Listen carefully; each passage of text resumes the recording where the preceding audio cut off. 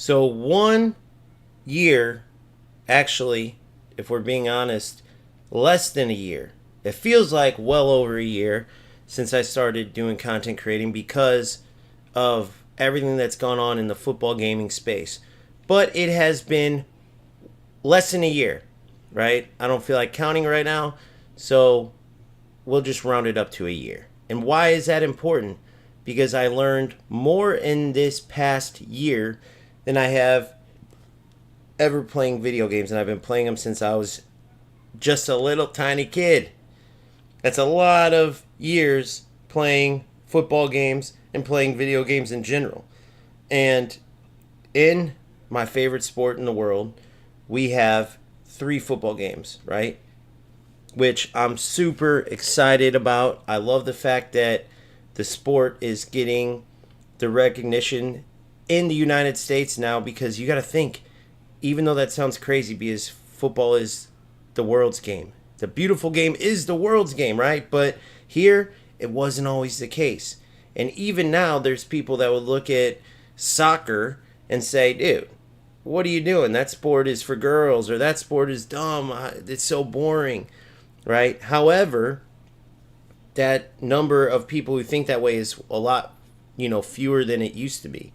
And the bottom line is, even though the sport, whether it's in the United States or other places where FIFA or now FC is completely transcended just football lovers, right? I saw a video the other day where the rapper 21 Savage was playing Ultimate Team, and his girlfriend or whoever was in the background just bitching at him because they were in this penthouse in some nice city. They showed the view, but I couldn't really see what city it was. And she was like wanting to go out. He's obviously rich as can be, and he's like, no, man, this is what I want to be doing. And 21 Savage, I know he was born in England or whatever, and then went over to grew up in Atlanta. But nonetheless, he didn't play football, he didn't play soccer, and he still loves Ultimate Team. And you see a lot of people like that. Kodak Black is another one, right? He was gang banging since he was a little kid. He's Haitian, but he never played the actual sport, or if he did, he was a little tiny kid, and even while being rich as hell, being able to do whatever he wants, right? He's choosing to take time to play Ultimate Team and be on games and stuff like that, but not just any game, FIFA, FC, right? And so you can go down the list. There's a ton of different famous people, and if you're watching this, you know how awesome these games can be. Whether you play FC or you gave eFootball a try, or UFL, or you play all three or whatever. And so for me, because of how bad FC 25 was, I explored every single football game this year. And while there are some things that I like about the other games, the bottom line is this mode, the Ultimate Team mode, it originated by EA Sports. I don't even think it was FIFA at the time, now FC obviously, but I think it was NHL or Madden. It was the first time the mode was introduced, but they clearly know what works and what doesn't work, because that's where these other companies fall off. Like, even if you want to argue that gameplay wise, because of how bad FC has been, and I'll tell you, just wait for FC 26. It finally looks like they got it right with gameplay. But let's not even talk about that. Let's just talk about the mode and what it entails off the pitch, because that's really where the mode is what it is, right? On the pitch, you're playing PvP or versus AI, and that just is what it is. But then it's off the pitch. You get rewarded for playing the game, but then they have the SBCs, the evolutions, the transfer market, where it's their own system to buy and sell different players and consumables and stuff. And there's a whole following just on that. I mean, there's literally players out there that could care less about wins and losses and playing the game.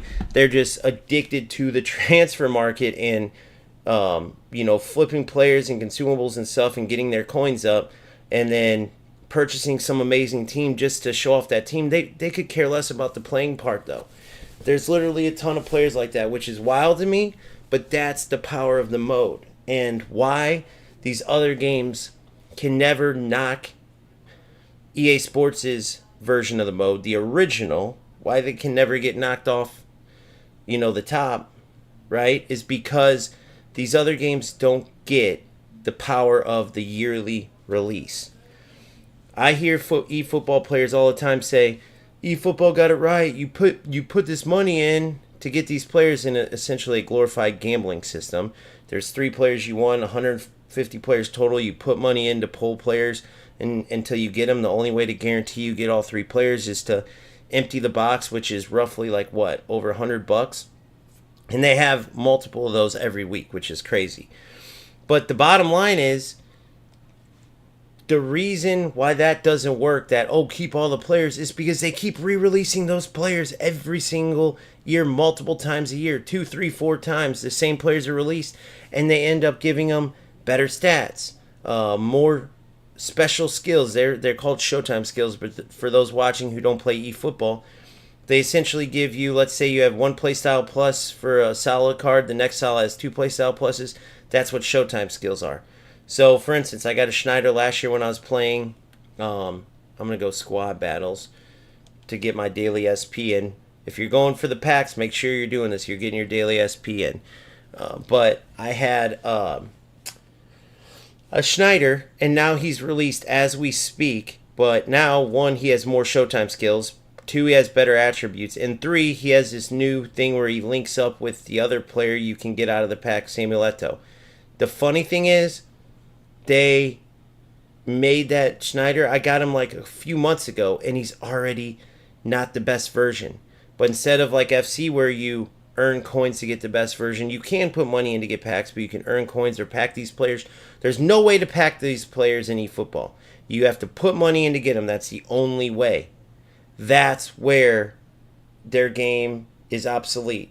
They don't have a variety of modes to play. The rewards are terrible. But in the transfer market itself, there is no transfer market. They have a list of players that you can get that are called standard players, and you can boost them up. But there is no putting players up for sale after you use them so you can get coins to go buy other players you might need. There is none of that. They don't have their own system that like kind of runs its own. There's fans of that part of the game that are more like addicted to earning their coins and boosting that up, right? It brings a whole nother level to the Ultimate Team mode, and you don't have that in eFootball. Okay, same with UFL. You go similar to their system. You buy your players, right? And then that's it. If you sell them, they're just gone. There is no you use this player, now you want to move on to a different player. You didn't like that player, so you put them for sale for X amount of in-game currency. There's nothing like that. So they are already at a huge disadvantage there, right? And the only thing that eFootball says is, you get to keep the players, which we already discussed why that doesn't work, since they keep re-releasing players until that version of the player is obsolete, no longer usable if you want to keep up with the best team, right? And in UFL, it's similar, but with skins. And so they have their own problem, just in their own way. So they go with, you get the player, but then you put these different skins on that can boost the player up. And now they have special skins that go on a particular player, meaning you can put money in and get a particular player skin, but you don't even have that player. Well, what does that force you to do? Go out and buy the coins to get that player, or play the game and earn them, even though it'll take you a long time. And then when you finally can get the player, you put the money into to get the end game currency to get the player, and finally get that skin on, you realize the skins have expiration dates, because over there they have no legendary players. So the only thing they could do to keep the game interesting, because everyone's already got all the players they want in all the different positions that are already maxed out, because they clearly weren't thinking about the long term of the game, hence why everyone's saying cash grab. I mean, there is no way they can expect people to have this one team and just play with that team over and over and over and over and just be okay. One of the biggest parts of this mode is the pack opening, is that nostalgic feeling of opening a pack and hoping you get your favorite player or the best player that's available in the pack or whatnot. But with these skins, they just go on the player that you already have, that's already maxed out, and they make them better until the expiration, and then you go get another skin, and then another skin, and another skin. And It's just spending money over and over and over, but the player doesn't change. It's just the different boost they get skill wise changes. Imagine if this was my team. I had to use them. So if you notice, I packed Gareth Bale's 99, which is awesome, right? So I'm going to pay attention to that because he's super hard to play against. I want to see if this 99 is as juicy as I feel like he's going to be. Then, for the first time ever, I packed R9, the 96 rated version, still holding a good value, still very usable. I put him in an evolution, which actually got me an FC26 pack. So it's a win-win. I packed R9, a good version of him, by the way. First time ever packing him, period, in FC. Very rare card. The single best player in the game, for sure, right? And so I packed him and got to evolve him to 98. So he's essentially the perfect striker. So him and Gareth Bale, extremely fun to use. Guess what? I still wouldn't want to keep them.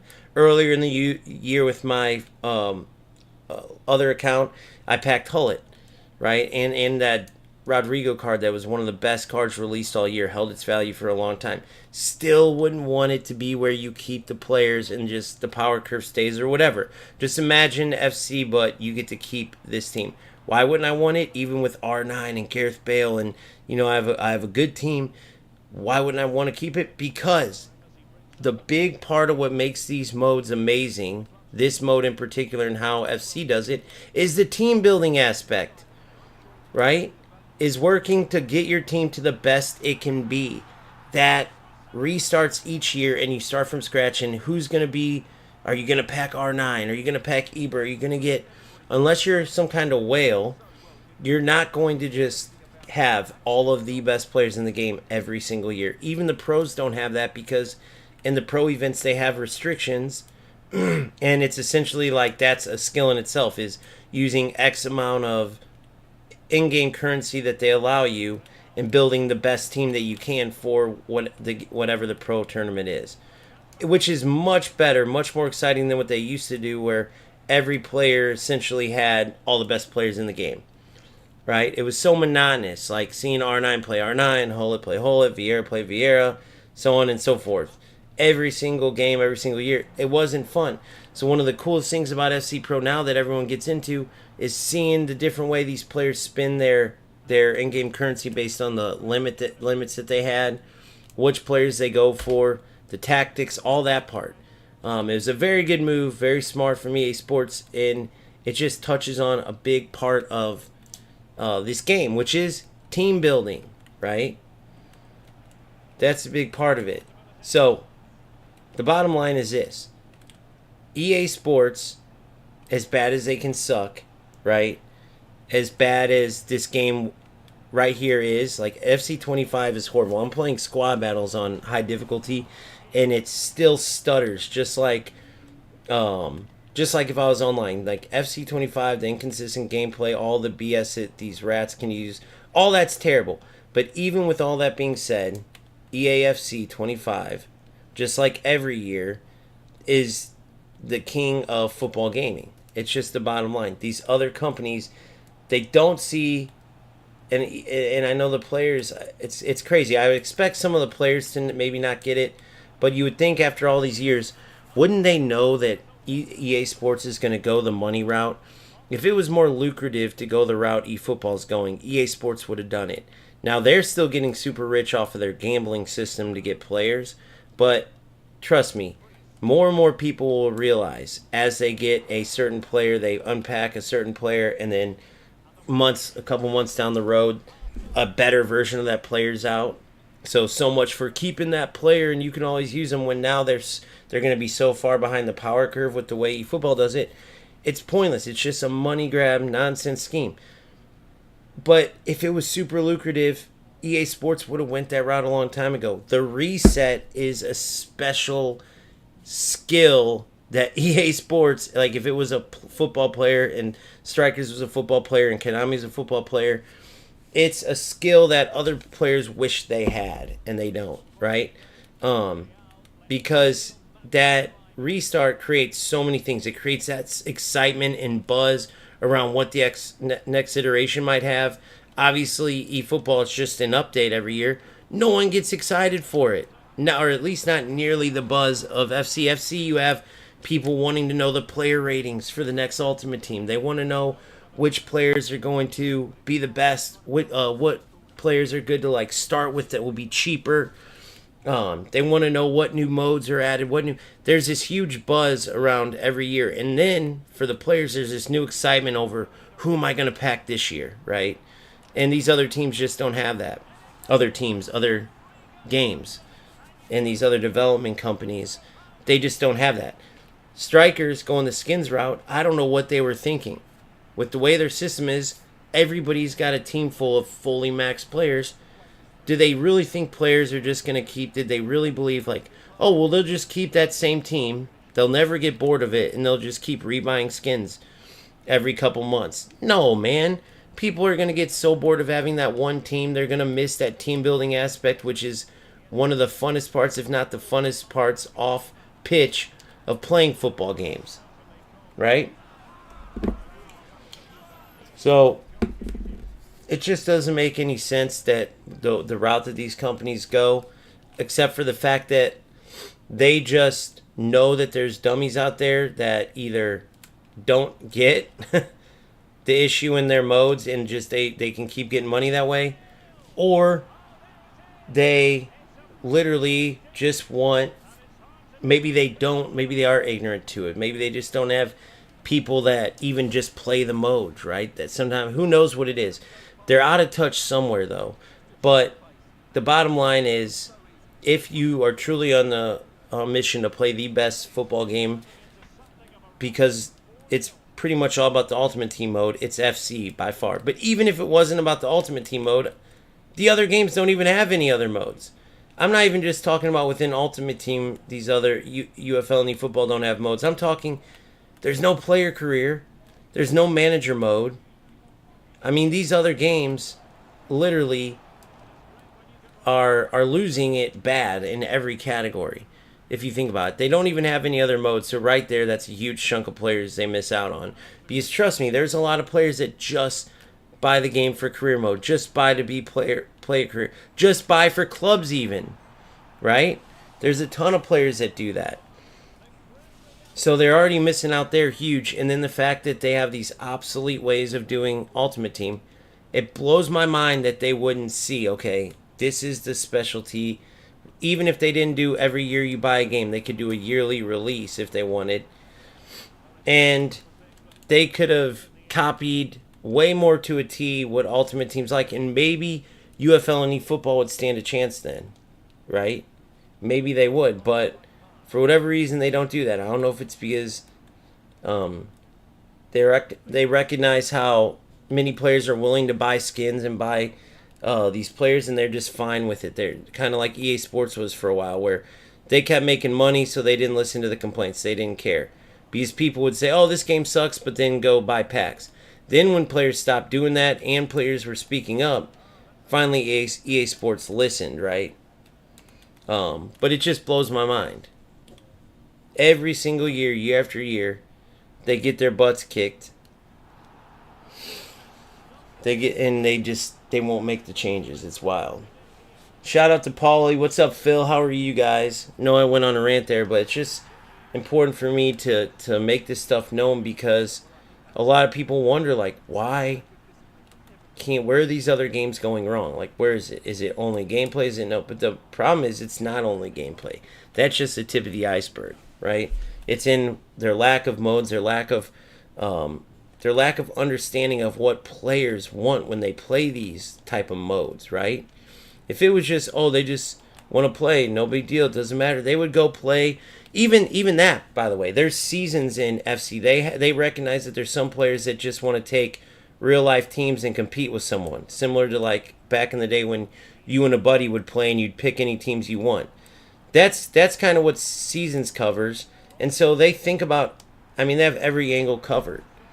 Whereas there's blind spots all over the place in eFootball and UFL, to say the least.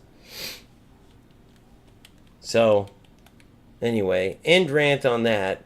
But I have a video that will be coming out discussing, like, basically for those players who are on the fence about purchasing FC26, it's going to be a video you're going to want to watch. So that's coming soon.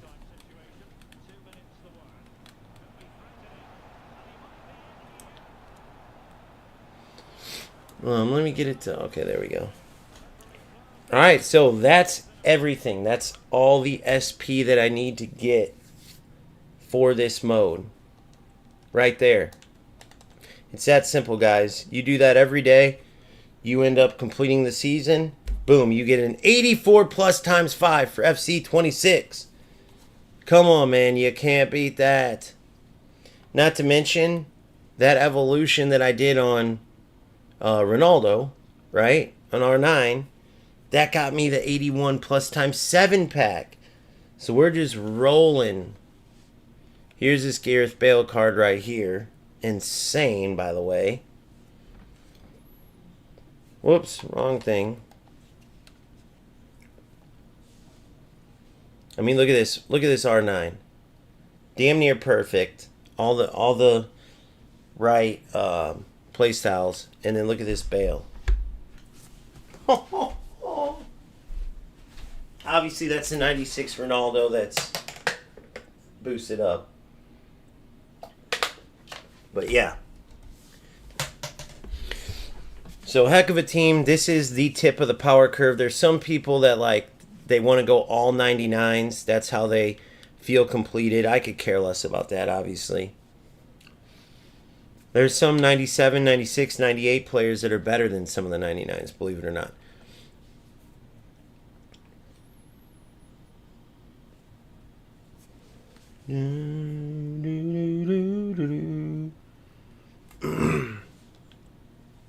Whoops.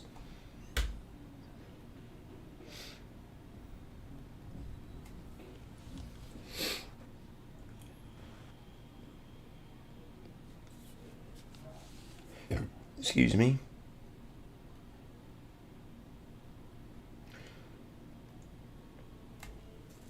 Alright, so I think that's all. See, yeah, it blows my mind. It blows my mind that that these companies don't try something else out. Don't see, okay, what's making EAFC the king? How do we surpass him? It's not, oh, let's give these guys players that will be maxed out in a couple months, within less than a year of our game being out, and then let's just keep reselling them skins over and over. So one skin will have a boost in shooting and passing, the other one will have a boost in dribbling and jumping, and then we'll just keep hoping they buy these skins with these really big boosts. Give me a break, bro. I did a stream earlier because I was so interested and I wanted to document it, where there's no content being covered. There's literally no English-speaking content creators. There's like one joker left. I don't know what happened to that other idiot Dagger. He was always a snake oil salesman. All of a sudden, all of his videos are down. I don't know what happened to him. Hopefully we get some success with 26. I believe 26 will be the year, boys. And I believe it because I've been playing the beta. I can't talk about the beta, but there are leaks, as I've been showing you guys. Let me make sure I got everything here for the packs. I wish they did more for the packs for 26, because that's my only motivation to play. As much as I love R9 and Bale, like, I didn't even just pay attention to that game because it didn't matter if I won or lost. But, you know, they have these, like, Legends of the Cup. I think last year you could actually, look, complete to get, okay. I think last year you could actually get rewards. FC 26 rewards when you played, like, these preseason cups. And maybe that will come. We still have, what, 823, 923, 30, 29, 20. Like 26 days for the game. So a little over 3 weeks. So yeah, plenty of time. But unfortunately, completion. Preseason daily games completionist. So daily games. So once I hit that 3 times, so I'll hit it tomorrow. Okay, so I gotta play 2 more. Now let me use the restroom, then I'll play those. Because then I see that 1,000 SP that I can get. But it's not much, but it's a little bit more. Just anything I can get to boost up the process of completing the season ladder. Because I'm telling you guys, that 84 plus times 5 in October, that is a crazy good pack. Think about it. The game comes out full release 27th of September. That's like at most 14 days after everyone's been playing the game. 84 plus is a beast of a card. 5 of them, 84 plus. You could get up there and get, who knows? And you're going to have your icon on day one. I mean, it just really helps you get ahead on the team building. Again, red alert, reasons why EA Sports has the best Ultimate Team mode, because it's stuff like what we're talking about. eFootball, you never talk about this shit. It's just, what players are we going to buy this week and this week and this week? Or if you're free-to-play player, then there's nothing to talk about, because they literally don't give you shit. You literally scratch and claw to get pennies over there in the form of their in-game currency to never, I mean, it's just ridiculous. And then in UFL, it's kind of the same thing. It's even worse in UFL because everyone by now has their entire team picked out, right? But I did want to share something with you guys. I'm going to go ahead and pull it up. Give me 1 second.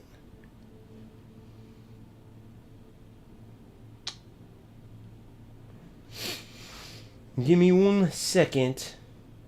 I'm going to share this with you real quick while I use the restroom.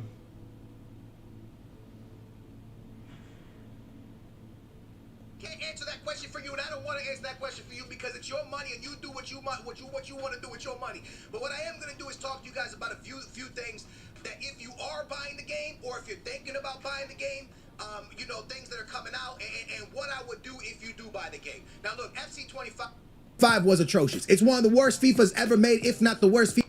I want you guys to listen up to this, okay? This is... Give me 1 second. Let me make sure this is the right video. Oh my god, sorry about that. AA9.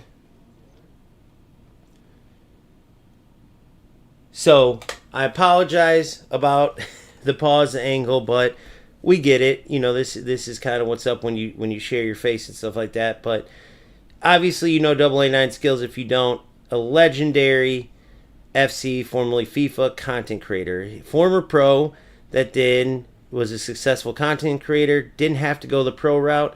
And what I love about him is because he's just on his own, making his own stuff, not tied to EA Sports, you get the truth from him. You don't see him skirt-tailing around big issues or, you know, pulling punches when it comes to being honest about the games. He's just a brutally honest fan of the game, very high-level player of the game, and so I love getting his take on things, right? Whatever the things may be when it comes to the state of the game, right? Whether he likes what the direction EA Sports is going or not, just whatever it is. He's that type of content creator. Like, he'll stream himself playing the game similar to Boris, but he goes a lot more in-depth than Boris, right? Boris, I will have to say, as much as he's a great guy, great content creator, great to watch and learn from as far as the gameplay side, he won't really go in depth when it comes to issues. AA9 will, and this is one of those videos that's gold. It's a must-watch video. In my opinion, he's a content creator that you must follow if you play the game, right? I love doing these because I think some of these content creators don't get the credit that they deserve, and little old me maybe pushing the right people doesn't help that much. However, even if there's just a few people that I can help put onto the right content creators, so you don't have to sift through the BS ones like I did for years, then it's worth it for me. So let's check this out and see what he has to say regarding FC26. Buy FC26 or not buy FC26? That's the question that's on a lot of people's mind. And I truly can't answer that question for you, and I don't want to answer that question for you because it's your money and you do what you want to do with your money. But what I am going to do is talk to you guys about a few things that if you are buying the game or if you're thinking about buying the game, things that are coming out and what I would do if you do buy the game. Now, look, FC25 was atrocious. It's one of the worst FIFAs ever made, if not the worst FIFA ever made. Like, I go back to FIFA 20 and I think about how bad FIFA 20 was, and I still think it was a better game than FIFA 25. Why? Because at least the menus and SBCs were actually really fun. Even though the gameplay wasn't fun, the menus were really fun. I believe FC25 missed on everything. And that's why we've seen EA Sports come out with this new overhaul of them making fun of themselves and how they did such a bad game and how they're promising to be a better game. Now, with those things being taken into consideration, I want to talk to you guys about a few things you should do before you buy the game, and if you do buy the game, what you should do, right? So if you enjoyed this video, hit that thumbs up. Let me know in the comments down below if you're going to get the game or not, because if you're done with FC25 or FC26, or you're done with FIFAs in general, I'm not here to change your mind. I'm not here to make that decision for you. I'm not here to tell you what to do or what not to do. For example, I'm a big Madden player, Madden, the American football game. I skipped it last year. I did not play it last year, and I heard really bad things about it. I went back to it this year, and it was the best decision I ever made. The game is actually extremely fun. Now, EA Sports made Madden 26 good, but it is their license year. What do I mean? They haven't going through a thing with the NFL where are they going to renew? So they had to make a good game, and they did. They provided a really, really fun arcade game. It's a fun game. It's really, really good in my opinion, right? So if this is anything to look at, it's promising because it's the same company. They both know they did really poor games. Madden and FIFA both know they missed in 25. Everybody hated the games. So all we could do is hope that the FIFA team is going to make the same moves that the Madden team made and bring a lot of amazing things, but not only bring a lot of amazing things to the game, make a very, very fun game for us to play. Because at the end of the day, guys, it doesn't matter how many stadiums come into the game. It doesn't matter how many packs come into the game. It doesn't matter about how many new SBCs they add, how many new players they add. They can add female, they can add male, they can add whatever. If the gameplay sucks, the game sucks. If the gameplay is not fun, the game's boring, right? So that's what it comes down to. When I'm evaluating if I want to buy a game or not, and this is me talking to you as Anthony, not a content creator, because would I buy FIFA without being a content creator? The answer is yes. And the reason I would buy FIFA is because I'm obsessed with football. 2 nights ago, I was playing PES. I had to turn it off because the game just wasn't fun. But I played eFootball, right? I was playing eFootball just to try to find get my little football fix in, right? But I wasn't feeling it, so I turned it off. But for me, the way I look at games, lads, is this. If I pay 60, 70 bucks for a game, if it gives me 2 days of enjoyment, 3 days of enjoyment, I'm happy with it. Because at the end of the day, I think to myself, if I was to take my wife to 2-3 movies, and that like 20 bucks a movie, right? Movies are expensive. If you go to 3 movies, by the time it's how much a game costs, this game is gonna give me more hours than I'm not saying I'm not taking my wife to movies, chill, bro. We still going to movies. You get where I'm coming from. Like, that's how I evaluate it. Like, yo, okay, is this game as good as me going to watch 3 movies? One of the biggest questions that I wish the content creators that got to interview all the developers, right? One of the biggest questions I wish they would have asked that they didn't is, do you guys recognize and accept the fact that FC25 was not only a terrible game, first of all, do you recognize that, but also the worst in the franchise? Like, are you guys tapped into what the player base is experiencing, or do you think that it's good work? Because it's hard as a developer. Like, you made that game, like a boots on the ground person that played a part in the aspect of creating a football game. I want to know, like, do they accept the fact that they dropped the ball big time, and that's an understatement, on FC25, right? Because based on the beta and everything we've seen, they fixed a lot of issues, okay? But did they do that, and are they recognizing like how bad everything was, and they see it from that aspect? Or are they just, okay, these players are pissed, we need them to start buying the game again, so they said this, we're getting a lot of comments about this, so we're going to fix this. We're getting a lot of comments about this. Because my biggest thing is, like, the more connected they are to the game and actual, like, do they actually have like an account? Even if they can't, like, I don't know, like, actually maybe compete, right? Because they have so much inside information they could sell. They would know when everyone's coming out. It would be bullcrap. But even if they just had a business Ultimate Team account where they stayed up to date with the power curve and played the game, I think that's super important. They should damn near, if they don't, they might even already do this. It'd be the best job in the world, but I think it would be so important, is pay somebody to literally play Ultimate Team for a living. Okay, hear me out. but they're under your watch. So you're constantly getting feedback from them. Therefore, not only every year can you make all the fixes, but the hot fixes throughout the year. If you had someone that was playing the game, right, like a regular player every day, and then let's say they got paid to play the game for 5, 6, 8 hours, whatever you decide each day, you would be so much better at keeping players interested in the game, at fixing all the nonsense, at knowing when glitches are out there. It would be amazing, because sometimes that's where I wonder, like, it feels like there's a disconnect. Or are they aware of all this stuff, but they, by they I mean the suits at EA Sports, are they like, nope, we're not going to, pay, what does it cost to like fix some of this stuff? Is it hours? Is it manpower that they don't have?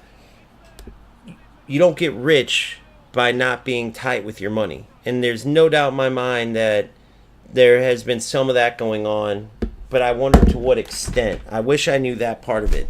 Why is that important? Because then we would know what we have to worry about with regards to, we got a good game based on the beta, based on everything we've seen. We finally have EA Sports listening and going in the right direction.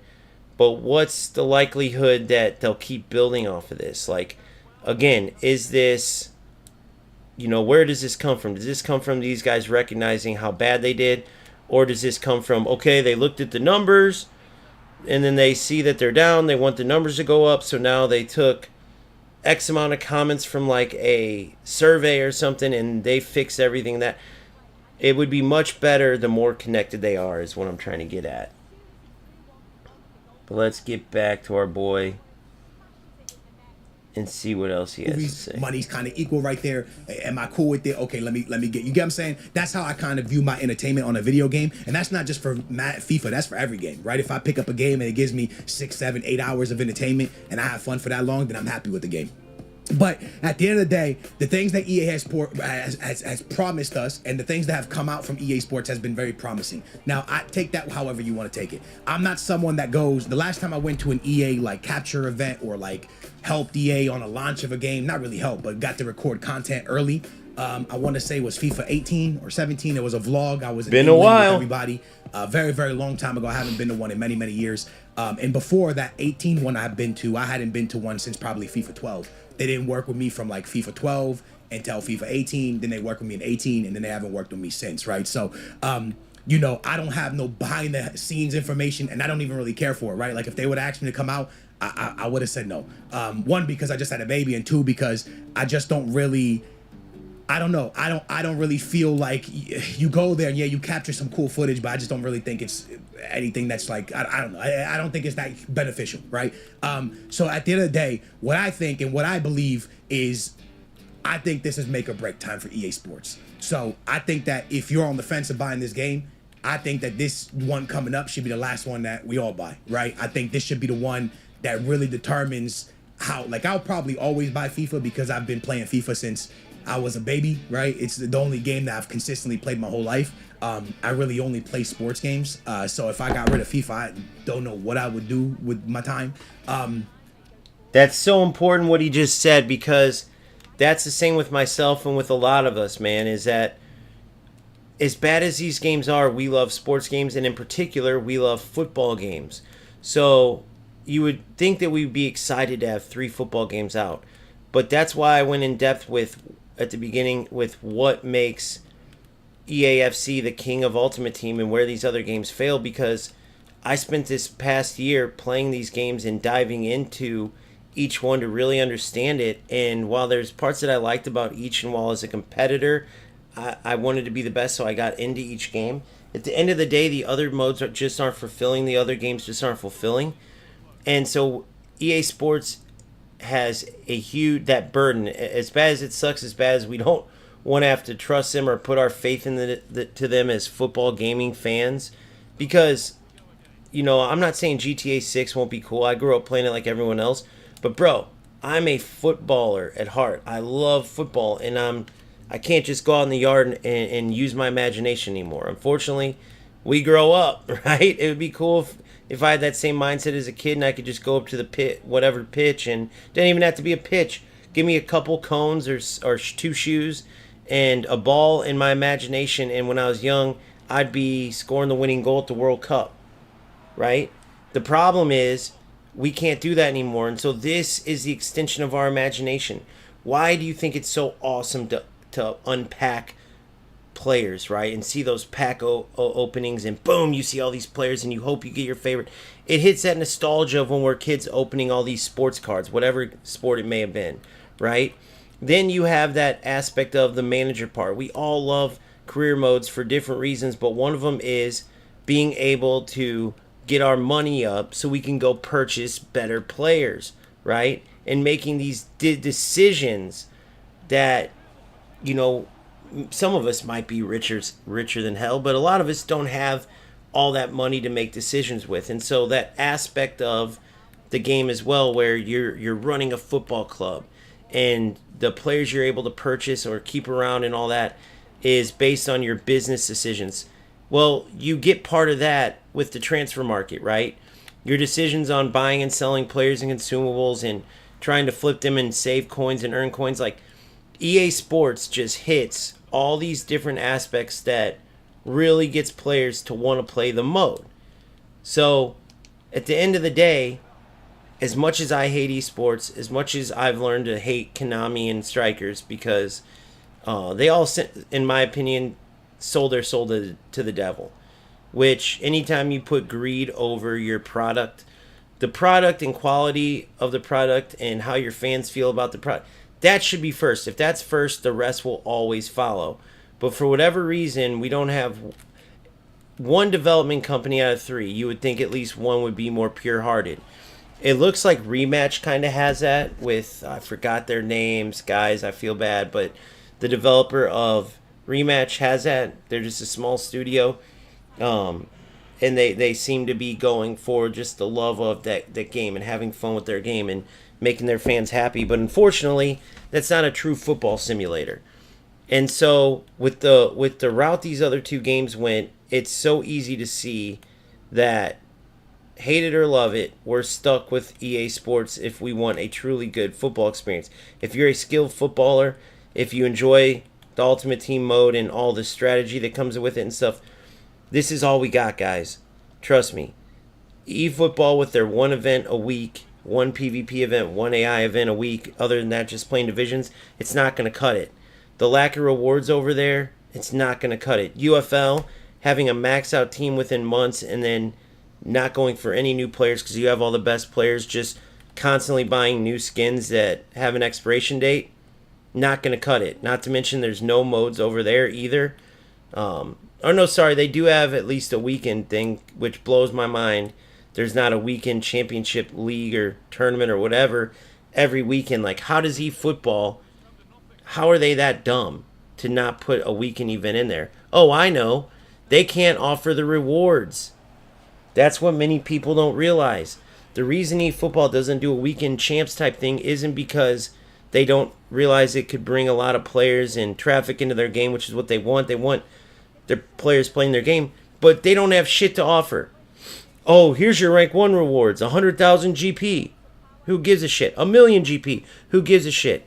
They never give players away because they want you to have to go buy these players, and if you're a pay-to-play player that probably would be most excited about that mode, you're not going to want any of these players that they're going to give out. They always give out second-rate players. You already got a team full of better players, so their rewards can't match. One of the best things about champs, even when the game's sucking, that people still will suffer through it and play it because they want the rewards at the end of it.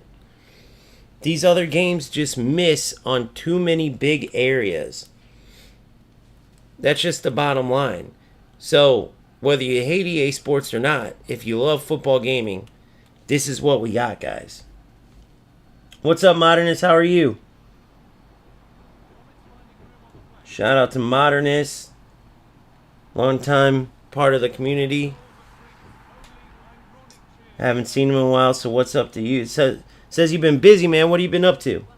Let's hear AA9 keep going. Outside of watching sports and hanging out with the family and stuff like that, So for me, when I look at the situation, I go, this is make or break. This has to be huge for EA Sports. And they've added so many things to this game that could make the game so much better, right? From backing out and now you get the win, from new modes called Gauntlet mode. And they've done things to make it better. They've also done things to not improve the game. For example, I think Top 100 should have came back. If you play Madden, Madden has a Top 100 mode in the game where you can reach Top 100 in Madden. There is no Top 100 in FIFA, and I think that really hurts the game. Why? Because no one wants to be the same as somebody else. For example, like, if everyone could win the Champions League, so everyone who gets rank 1, let's say that's winning the Champions League. If everyone in the world could get rank 1 and get the Champions League, then it's not really special, right? So getting that extra step up, there's only 100 people in the world that are there. I think it's something for people to strive for, something for people to want, something for people to get to, something that people want to do. And I think it'll bring a lot of people agree. back to the game. Even if you're a rank 2 player, a rank 3 player, whatever rank you are, you'll be like, hey, one day I just want to get that one time. And I think that kind of motivates you to keep going, to keep grinding, to try to get better. So I think they really missed not bringing Top 100 back. I'm not sure why they didn't bring it back. I think it's one of the dumbest things they've ever removed. But I do think it was good for the game and it was good for the community. So I think that I wish they would bring it back. But from everything that they've done and said that they're bringing to the game, from arcadey gameplay and getting away from the competitive gameplay, it's all so much positivity. I don't really see much negativity. The stuff in career mode looks good. Now I think players can retire mid-season on you. Players can want to leave, and every mode looks like there's a lot of excitement, right? So again, I'm not here to convince you to buy the game, right? That has nothing to do. You better go to EA Sports for that. I'm here to tell you, if you are going to get it, this is what I think you should do, right? Because I think that beginning of Ultimate Team is so important to the way the rest of your FIFA, your FC year pans out, right? So when you first get the game, first of all, the web app, it's not something I mess with. I've never messed with it. I've never done it that way. I've ran a Road to Glories. We've gotten Top 100 with Road to Glories. We made pro events with Road to Glories. I've never utilized or used the web app before the game is released. I just don't think it's as beneficial as people make it to be. I think there's a lot of traders out there that are really good and they know what to do and they get it done and they do some really good stuff on it. But the hype of the web app in the beginning, where everybody gets crazy and nobody can get on for hours because there's so many people trying to log on, I never really got that. I never really understood it. If you open up a pack and you get really lucky from the beginning, then yeah, I get it, right? But anything that you hit early, you really don't want to sell it. So you hit something big, you hold it. So let's say you pre-order the game right now. For me, right? I'm pre-ordering. I pre-ordered it. I think that if you're gonna get the game, pre-order the game. So that's the part I don't agree with necessarily.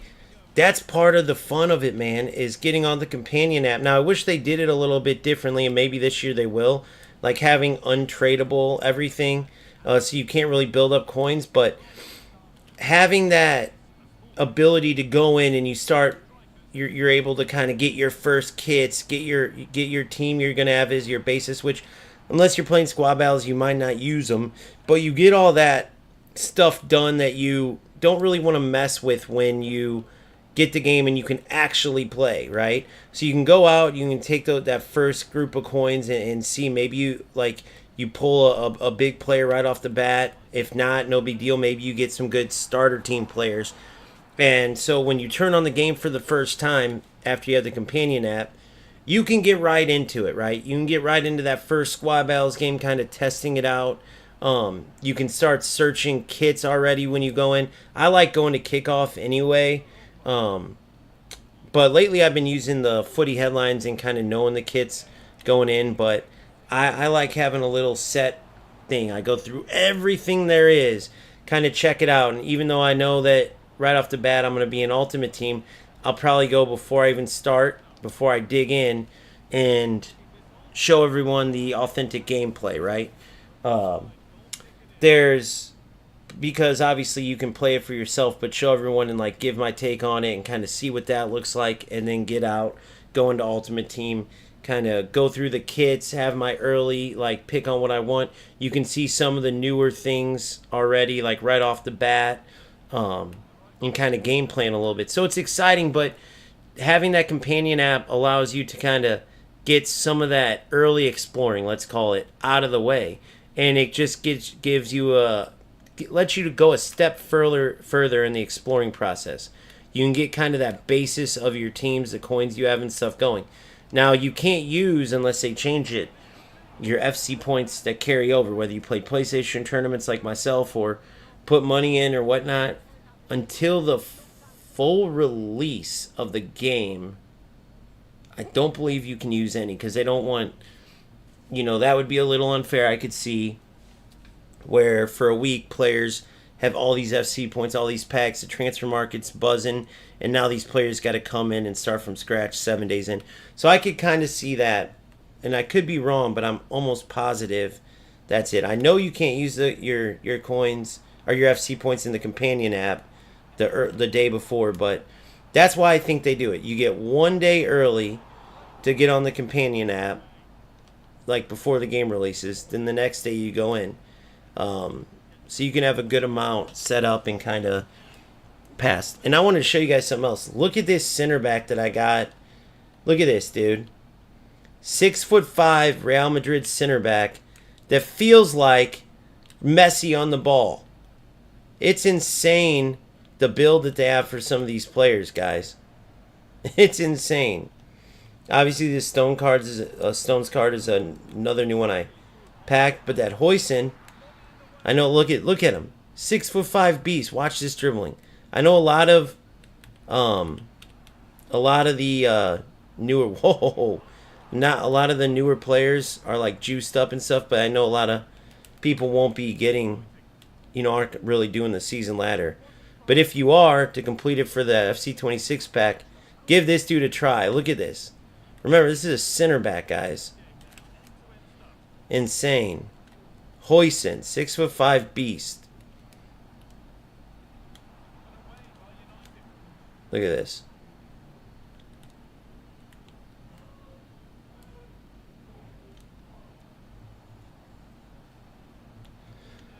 And this is on Legendary, by the way. This isn't no easy mode. This is on, the only thing higher than this is Ultimate, which is dang near perfect. So anyway, let's get back to AA9. I'm going to explain why.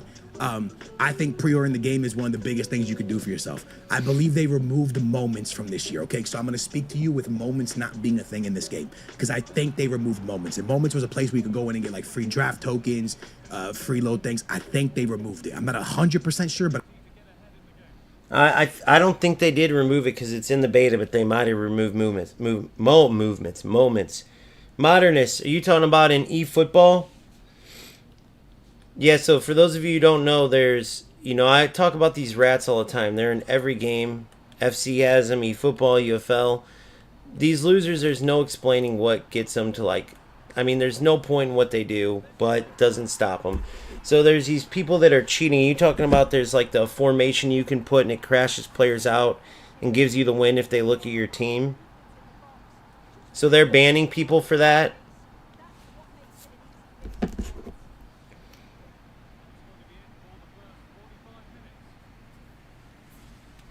All to get that ISCO. And what did the ISCO, how do you get it? You got to get to like Division 1. And that ISCO doesn't even look that good either.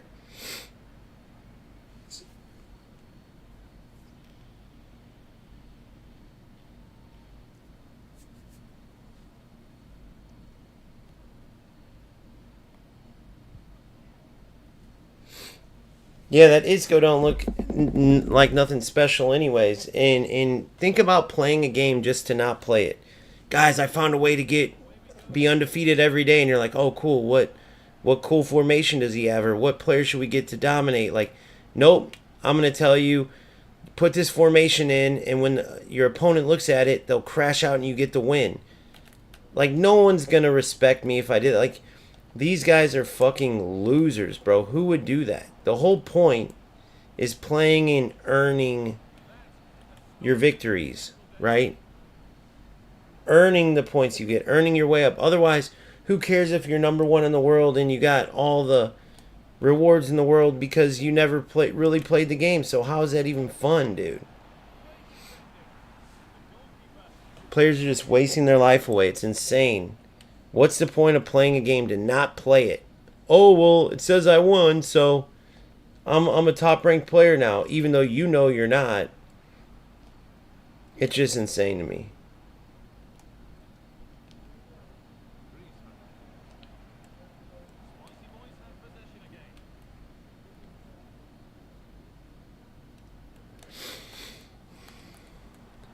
Come on. All right. I was waiting. Oh, here it is. Perfect. eFootball is tragic. As long as you get unseen 100,000 rank, you'll get them. Gotcha. Shows how trash these people are. They can't get. I know. Yeah, it just shows the level of losers there are in these games, and that's what I mean. These disconnect players, these lag spikers, they purposely mess with the connection to make up for them being, having no skill, using every glitch in the book. But that's where the beauty of FC26 is. They fix a lot of that. But going to eFootball, it just shows you if you give these rats certain capabilities, they will take it and run with it. That's the bottom line. That's why these development companies have to recognize this shit and be aware. eFootball is another one. Like, they'll never do those interviews with the developers like EA Sports did. If you look, there's a bunch of different FC26 developers that were opened up for interviews with content creators. And I said earlier, I wish any of them would ask a question like, do you recognize how bad FC25 is? Like, as a team, development team, do you guys say, like, guys, we failed big time? Or do you guys think, like, hey, we did a good job? Like, knowing they didn't mean to mess up, but at least do they recognize it? Or did they just go off of random surveys? All right, we're going to fix this, we're going to fix this. Because the more connected the development companies are, the better. I wish that question would be asked to Konami, because they seem the most disconnected from any development company. I mean, the way they do their presentations, the way they release new content, the way they do everything, it blows my mind that they even are as far as they are. It blows my mind that they're even as far as they are.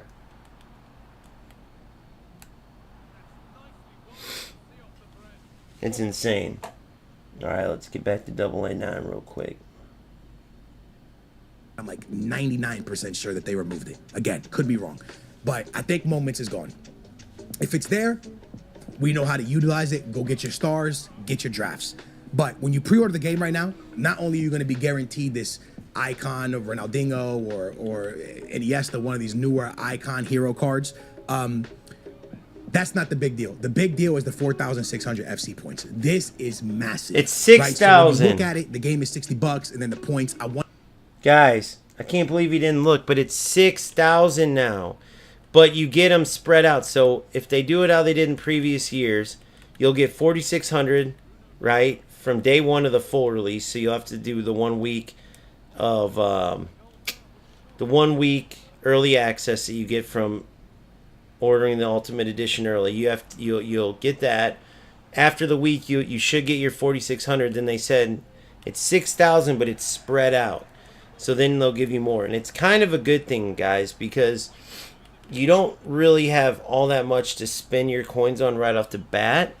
So having that limit, you'll be thankful later on when you get these next amount of coins and they help you get that little boost you need to get the players you wanted.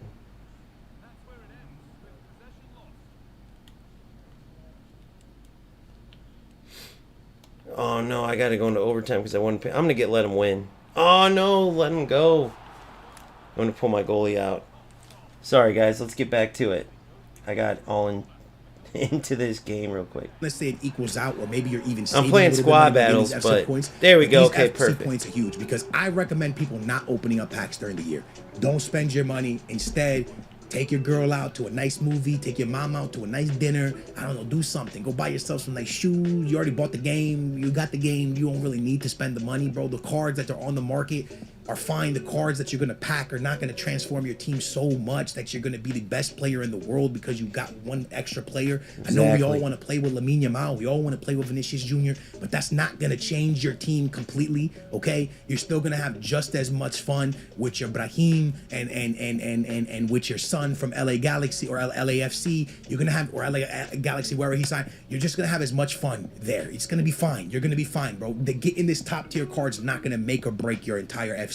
Right? So what I'm trying to tell you is if you're someone like me that's not going to spend money, you're going to run your road to glory, this 4,600 FC points is huge. Why?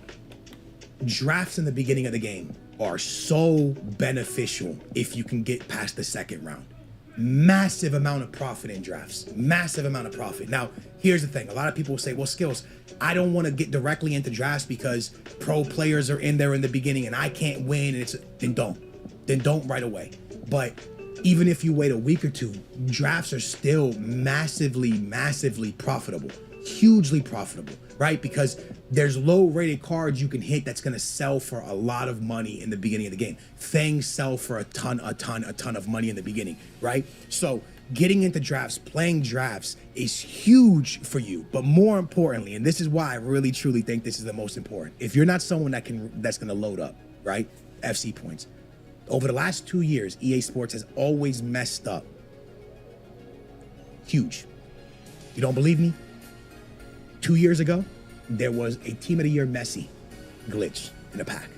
And I didn't have the FC points on my road to glory because I didn't save them. I didn't have them. So I couldn't open the pack. So guess what? I didn't get my Team of the Year Messi, right? The following year, I had this time saved. Ronaldinho comes out. Glitched Ronaldinho. And I don't remember if I used coins or if I had FC points still saved on my team from the pre-order. Opened it up, got Ronaldinho on my road to glory because of a glitched pack. So having those FC points sitting on your account, even if you don't spend them, if a glitched pack comes out, which there is based off the last 2 years, there is a 99% chance there is going to be a glitched pack at some point that's going to give a ginormous player. You'll have the FC points loaded and ready to go, and you don't got to spend any more money. That's the number one big point I want to make, because based off the last 2 years, that has happened. Now, is it going to happen again? I can't promise it, but that is a huge thing to think about. Number two, playing the draft mode early on can give you millions of coins. Millions of coins. I remember 1 year, probably FIFA 16. My boy Nepenthes was here at the house. The game releases, whatever, boom, boom, boom. He plays his first draft. He didn't even win the draft, I don't think. I don't think he won the draft. And he packed an icon. And off the jump, this icon sold for a ton of money, and his account was set for the rest of FC, okay? You go back to my FIFA 19 series, all right? I'm playing the draft, bada bing, bada boom. Boom, I get Cristiano Ronaldo's gold card, right? Cristiano Ronaldo's gold card. And then I play draft again.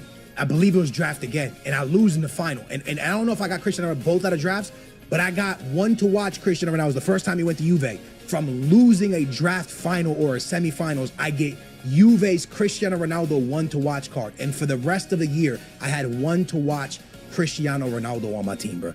And I already had packed the gold Ronaldo. This was through using the draft method. And you don't have to win every single time. You just got to get semi-far. So again, it's all luck, right? But you're taking this 4,600 FC points and you're entering a mode that costs you 150 to get in. Is it 300 to get in, right? I think it's 300 to get in. So 300 to get in. So if you take 4,600 FC points, what you get, and you divide that by 300, you're going to get yourself 15 entries into a draft. 15 entries, right? Now, I don't think you should use all 15. I think you should go into a draft 10 times. Go into a draft 10 times, okay? And save the other rest of the FC points for that glitch pack that could come, right? Or maybe enter the draft 7 times and save the rest for a big pack that you're excited for later down the line, eventually into the game. Because these are all things, guys. It's just in the summary of everything I've been talking about. These are all reasons why FC always runs superior. It reigns supreme because the excitement, man, just hearing him talk about the possibilities. Even if you don't get one of these amazing cards, I'll give you my biggest one. Wasn't the most valuable card. My biggest packing would have to be, just because this R9 that I packed was during footies, which it's towards the end of the game. And even the 99 Gareth Bale towards the end of the game with both footies. But that Hullet I packed on my original account early this year. Amazing player. First time I ever packed Hullet. Prime time of the game. Unfortunately, it was the worst year for the game ever, and I was exploring other. All year was spent between all 3 of the football games, so it wasn't like I was deeply into FC, so it wasn't as meaningful to pack Hullet. But why I'm so excited to get back to committing to FC and just playing FC26 is because it's so much fun building your team. Even if you take a loss and a player crashes and you have to earn the coins back, or you don't have a marquee player that you packed in, and you have these cheap beasts that you love to use and that you're dominating with. Like, there's so many different ways to go through a year of Ultimate Team, and that's the beauty of it, is each year the off the pitch things that you do, it's part of the skill gap, okay? Building your team, choosing the right SBCs, not staying away from the gamble packs, being disciplined enough to save your fodder for these big players. All these things, using your rewards the better you do on the pitch to then buy these amazing packs, or not buy, sorry, open these amazing packs, you get rewarded, and having that better chance to get better players and more coins. All of these things are part of it. And every year you get a new start, just like in real football.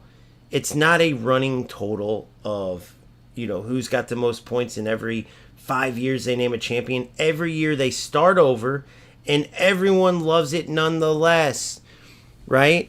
No one's like, oh, I've already seen Man City, Man U Derby 1,000 times. I'm done with it. No, you can't get enough. Every new game, Barca versus Real Madrid, Man City versus whoever. Every year there's that chance that Leicester City or a team like that could, when Leicester pulled the impossible, led by Vardy, winning the Prem, and there's always that chance. In the German, I never followed the Bundesliga at all, really. I'm a fan of what Dortmund does, what Bayern does.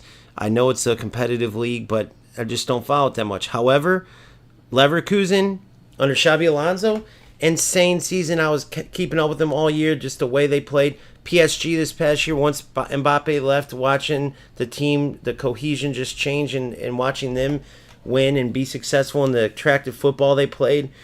It's just, dude, the excitement with the restart is a big secret weapon that some players, some idiots, and sorry if you're one of these guys, but it is idiotic, that, the best part of eFootball is you don't have to restart, you keep these players.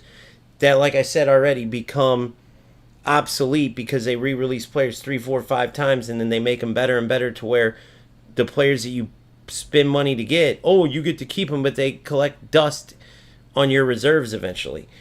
So it's just a big part of it, man, and it excites me, and I know a lot of you know what I'm talking about, thinking about, okay, this is the year, right? Especially with my new Discord where we're going to be working as a community to help each other reach our full potential and to share our squads and to help each other get the best players we can for the prices or the amount of coins we have, helping players boost up their coins to level up, and so they can keep pushing their team forward, get the players that they want to get, all the different modes, and being competitive, trying to win a gauntlet or a tournament. Tournaments are so much fun. It's that knockout style, and you have limited amounts of times, which makes it better, right? That's where eFootball sucks, because you have just these few events each week, like one PvP event, and it's unlimited amounts of playing. So, yeah, it sucks when you play all these rats and the game's so AI-driven, but that competitive nature would make that one mode a week, instead of here we go, just finish this and get done with it. It would turn it into all right, let's buckle down and try to win this. Hey, were you able to win the event? And it's like a mark of achievement because there isn't unlimited play. Just everything they do over in eFootball just screams disconnect between the development company and the player base. And it's the same with strikers in UFL, which is so bad I don't really talk about it.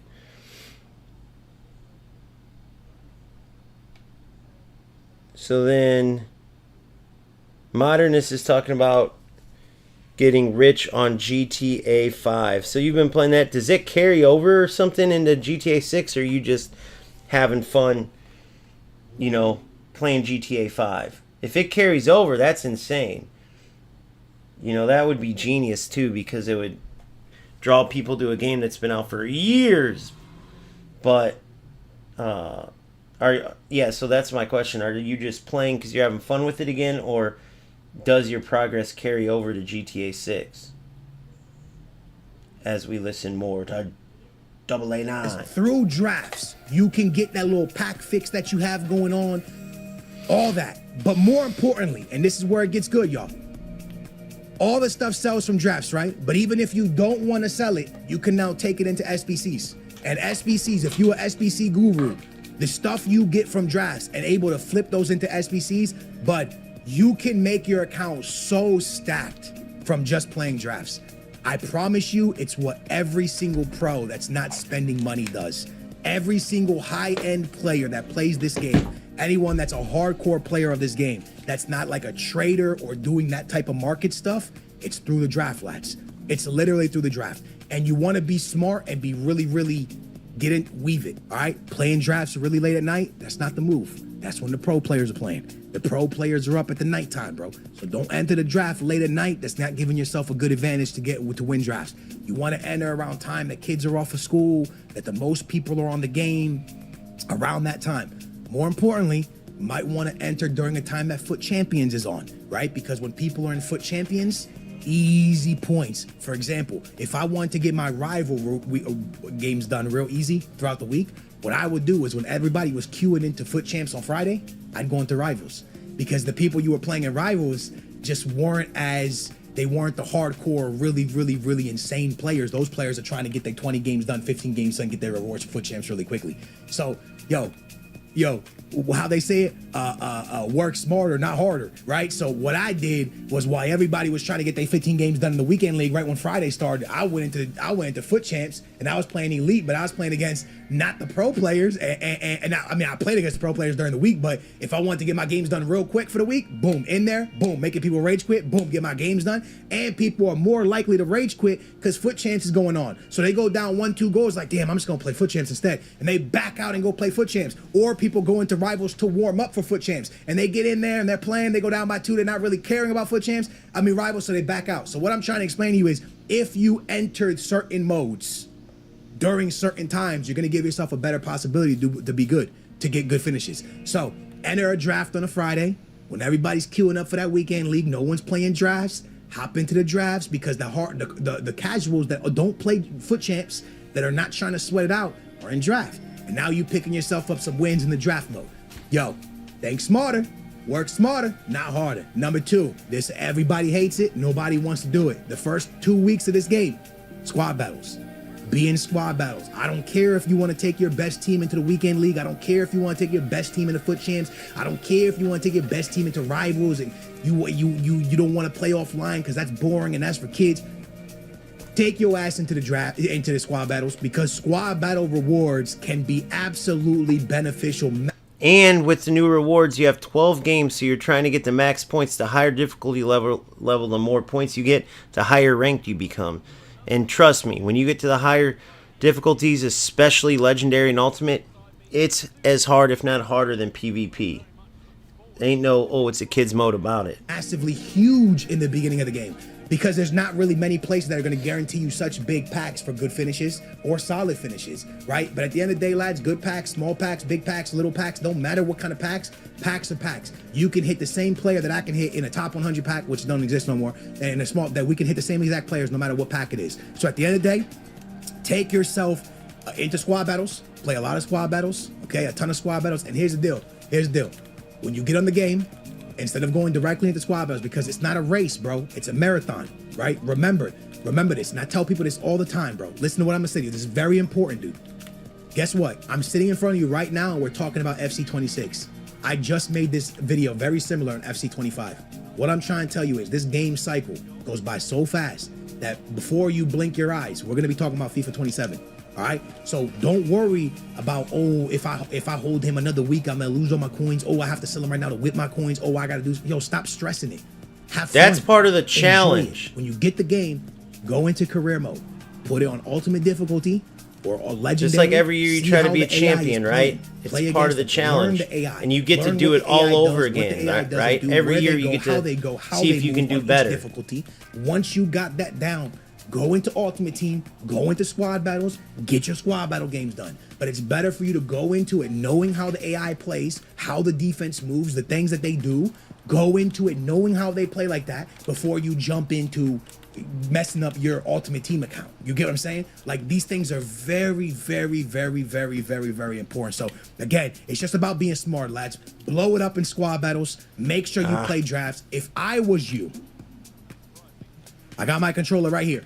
I am going to actually pre-order the game right now. When I am making this video, it is 5:40 on the 19th. I've waited. All right, I've waited. I'm gonna pre-order. I'm actually gonna pre-order on Xbox because I think I'm going back to Xbox this year. I kind of just missed Xbox, so I think I'm going back. So a lot of good stuff there, man. Bottom line, I had to test out this Bale. I think I might even head over to eFootball. I even played UFL earlier. Oh crap! Just to show everyone how dead it is. But yeah, so there's a lot of people that they see how bad FC25 is, right? With the bad gameplay and all the nonsense that allowed these no-skill players to be good this year, and it made them weary about the game, which I get, and then they didn't get the beta, so they can't see what I'm seeing with the improvements. So I get why it can be hard to trust buying this game and whatnot, but I'm telling you guys, the yearly restart, the way that EA Sports runs this mode, as bad as they can be, it's way better than these other games by a long shot, okay? By a long shot. As I'm sitting here playing this terrible version of the game, which that's where it's hard to trust the game too, because it's coming off of its worst release ever. But if you do skip out, you are going to regret it. How did he miss that? I'm going to try to buckle in and play. Look at this. I mean, look at how bad the delay is. I just played a ball totally the wrong way. Luckily, my opponent can't hit the broadside of a barn. And I'm sitting here telling you how good 26 is. Because it is. But I know how crazy it sounds. And I know that leads a lot of players to being on the fence. Like Phil was playing the other day, and he's not even a typical FC guy. So his first experience has been terrible. But like he said, like if he wasn't in this community, he would be like done with FC by now, and no one would blame him. But that's the craziness of it, man. But that's the beauty of being as rich as they are and powerful, is that they can change stuff overnight like that. Right? They can fix their mistakes a lot easier than other companies who, if you take a wrong turn with the coding, with the way your game is and everything, that could spell game over for you.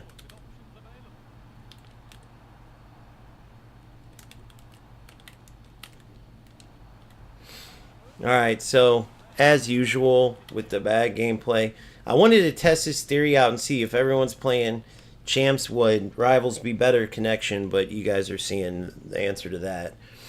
It's just insane how delayed it is. Modernist, you're just playing GTA for fun. Yeah, I don't blame you, bro.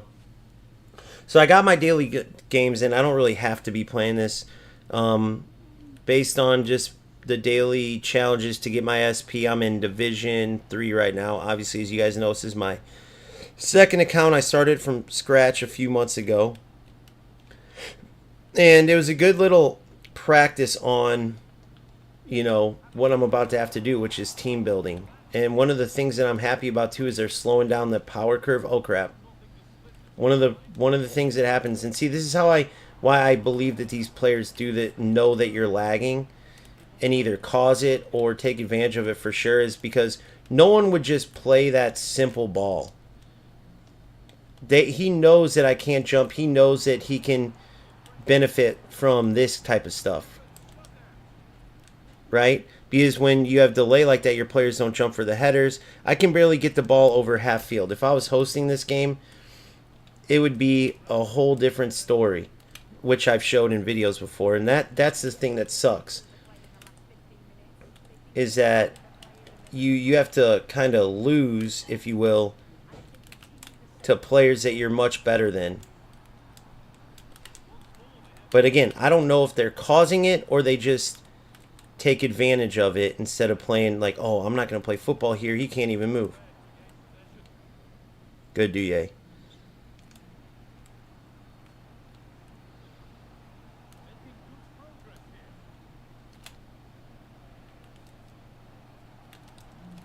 Look at that. Unbelievable. I just totally burned a defender and had a pass for a tap-in goal, and I'm so delayed that instead my pass doesn't go off. My player dribbles out of bounds. It's unbelievable how trash this game really is. You're in. What a goal. Beautiful work. You have to be kind of wide open like that to get shit going your way whenever you... I press shoot, I could damn near eat a sandwich. And if I'm being honest, it's more like press shoot, count to 1, then it goes. Instead of shoot, it goes. Shoot, it goes. It's shoot, count to 1, then it goes. Good, that little shove helped me. I haven't even got to really review Bale. Let's see how he does here. Look. Look at this. He was so late reacting. But that's where I have to put my players on the 90. Whoa. Damn, he was through there too. See, look at this shit I have to... Oh my god. How did EA Sports get away? Like, we got to look it up and see if people are talking about how ridiculous this is.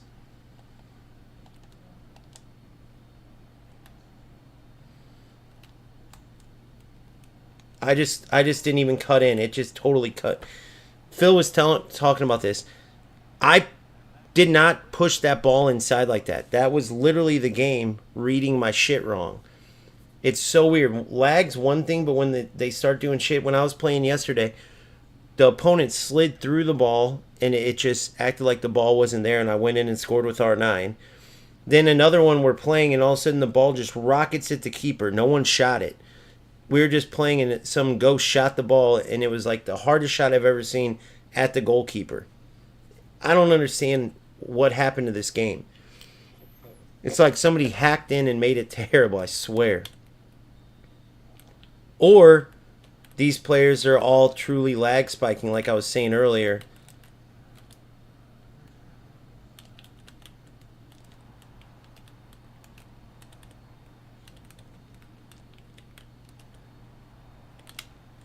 Look, couldn't even tackle. So yeah, we're leaving. Couldn't even tackle. He turns into me like a loser, bro. Like what? How? That's not even gonna help you. Look what he did. He turned into me. Let's ask. Let's see if he'll answer. Hey, so I'm on live, right? Like this game's on stream right now. True question. I don't mean this disrespectfully, but are you like a lower skill player when you like turned into me like that? Are you actually making the game lag? You can watch live and see how lagged I am. So I'm not trying to dog you out, but like literally I'm still out playing you, and when I press shoot it takes 3 seconds to go off. So are you doing something to cause that, or are you just a lower skilled player? Let's see what he says. Not even trying to hurt his feelings, but why else would he turn into me?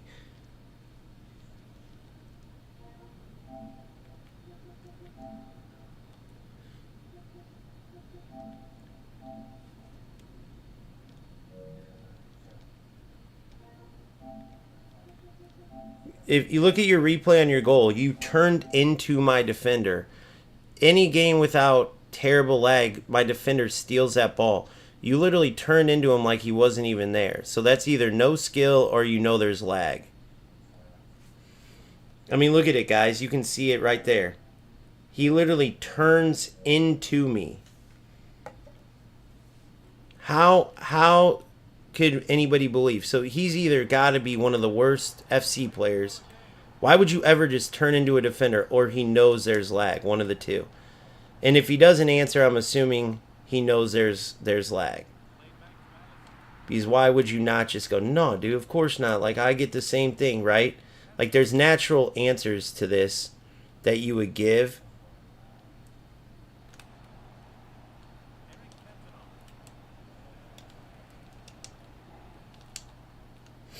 And I don't know if he... So I'm going to try to do the same thing and turn in. Watch what happens when I turn into him, just to show you the demonstration. If I get a chance where his defender's right there...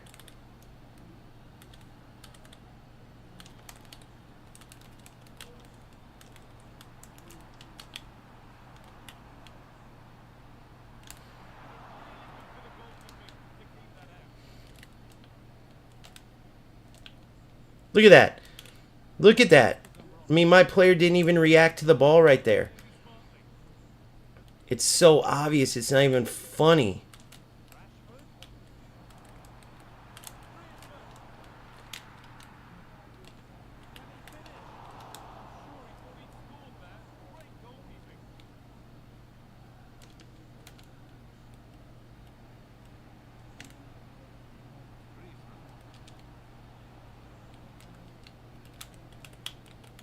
Oh my God.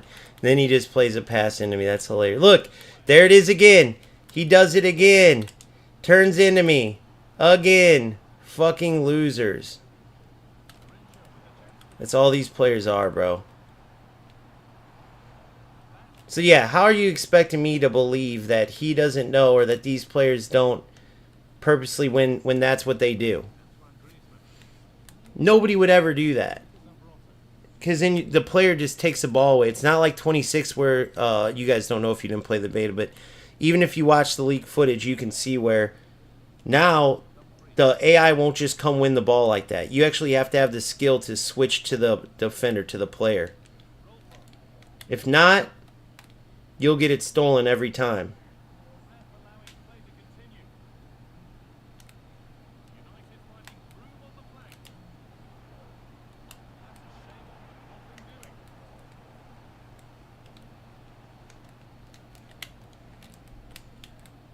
See? See what I'm saying? If you turn into a defender, they get stripped. They get stripped, bro. And he's done it each time because he knows. Or like I said, he's just a lower skill player and he doesn't know. But to be in Division 4, or sorry, 3, because that's how they match you. I'm in Division 3. You have to have at least, you're not gonna be that much lower where you don't know. Unless maybe, I don't know. It's hard for me to give these guys the benefit of the doubt.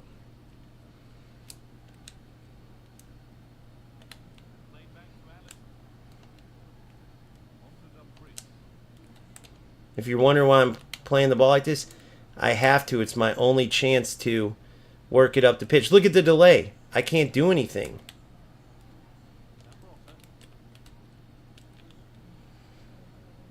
Look how slow motion my guys are going.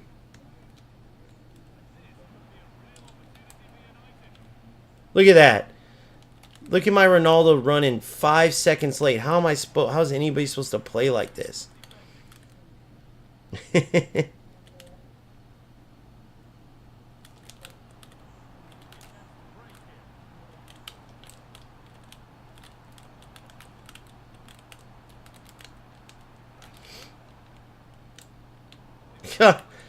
Oh my fucking God, dude. Such a joke. Ronaldo 5 feet back again. You guys realize he's the best striker in the game, right? Evo'd up to 98, and look how he's playing. He's playing like his offensive awareness is. Get in. Look at my other player. Did you see him? Oh my God. He should have played that. He's playing like he's got a 20 offensive awareness. Look at this. Beautiful football. He thought I was going to Ronaldo. Fucking loser, dude. Period. Look how fast he moved his goalie. You realize it would take me 10 minutes to move my goalie just one time? I can't wait to talk to this dude. Hopefully he does. If not, it says guilt all over it, doesn't it? Nope, wrong player again. That's okay, though. So low level that he can't... This is the best he can do with 3-second advantage. And if you're just a lower skill player, it's all good. I'm not meaning it like personally. I'm just trying to figure out what's... Oh my fucking God, dude. I can't even keep the ball. I can't even keep the ball. I'll just follow him until the game's over. Such a joke, bro.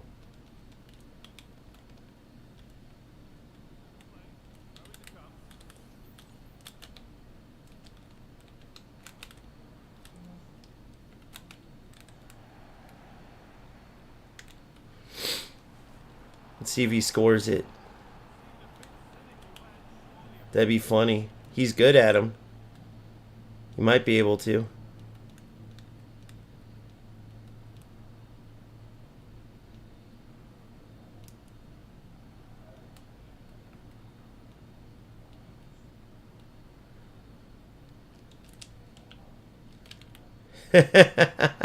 Oh no! No! Oh my god, this is what you got. So let's go see.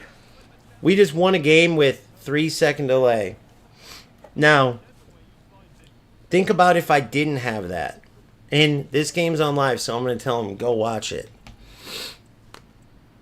So you could actually see exactly how bad that was before he...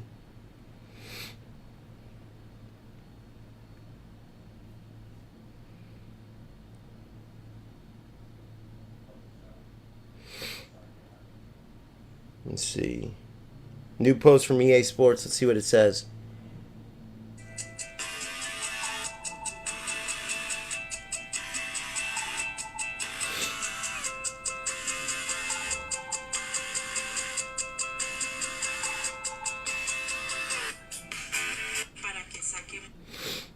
Something about Manager Live.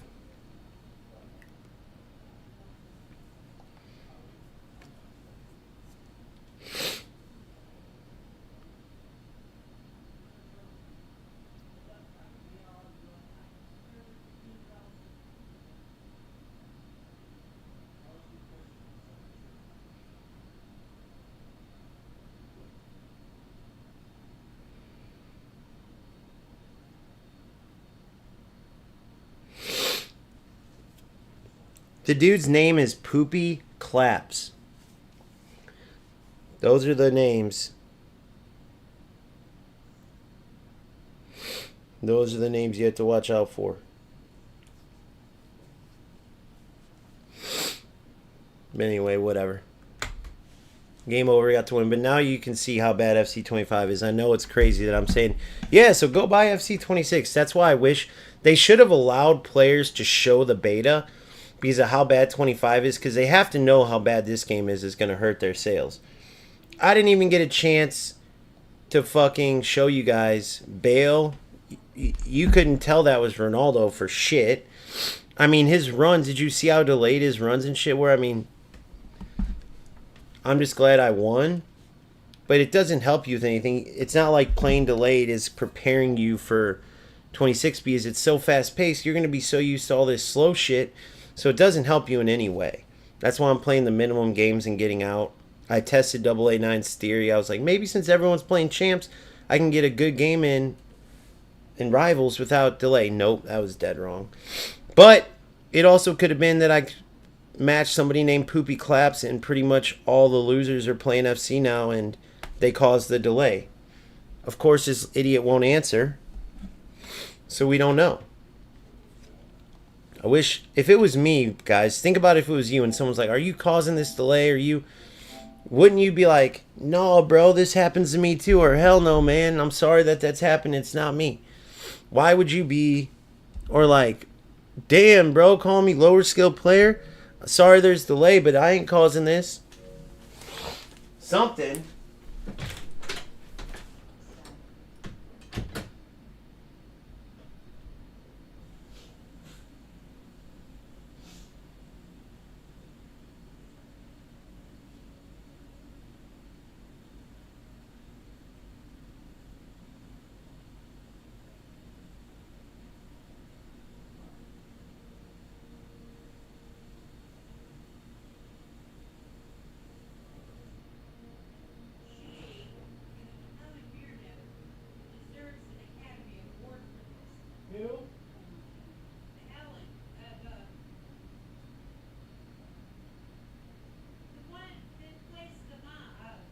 I know, I told you she's evil.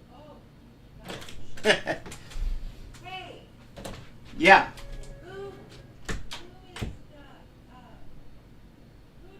about where Archie's body was? I can't tell you. Oh. That's part of the mystery. They're thinking that they're trying I to know. look like it's I know. Just watch.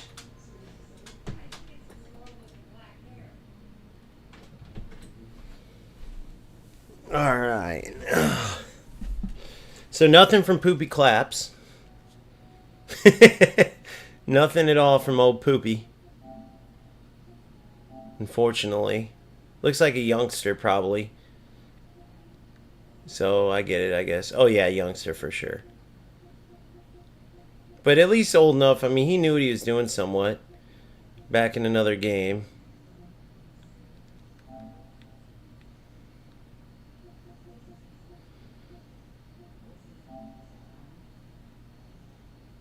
That Vecna pipe. These names are fucking hilarious. Holy shit! So around 800 hours played. Alright. Alright. What do you guys want to play next? UFL or eFootball? Let's go eFootball. Since I can play the beta, and I love the freaking beta, but I love you guys more. I can't stream the beta. If I knew that I could release it, and because it has a watermark, and that my shit wasn't gonna get like banned, then that would be awesome. I would do it, but I'm not trying to play with fire there. Alright, so I got Eto after, of course, talking all the nonsense that I did about the ripoff and all this. I get fucking Eto. Just saving up the coins from the little bit I did play. Go figure. That's how it works, though, guys. It's hilarious. But there's nothing to play in this game. I've done all the PvP modes. I got all the boosters I want on my players. We go to Legend. I think I can put some skills on. See, what skills do you have, my man? Slow control double. We need flip flap on them. Flip flap, long range shooting.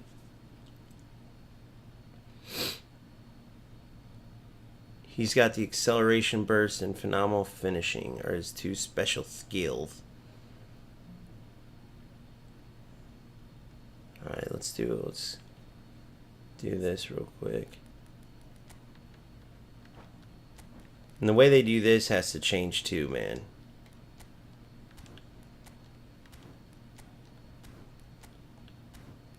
Through passing.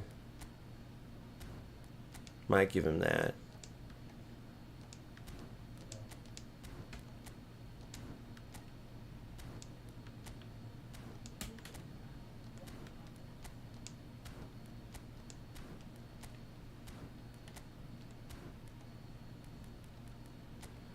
Let's see, how many skills do I have? Any available?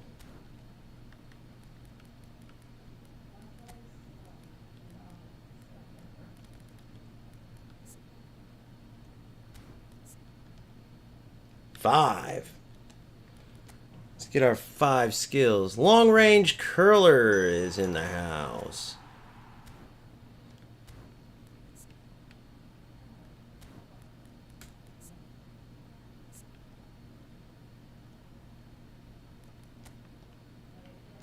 Captaincy. Yay. Isn't that crazy? You have to have a skill for that. I mean, it is a skill. Not everybody can be a captain, but come on, man.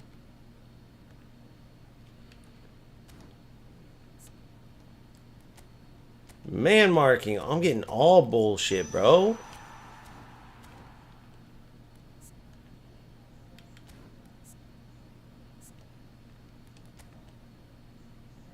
Oh my god, guys. These are all bad skills in case you don't know. Hey, another man marking. Wow, that's everyone. Well,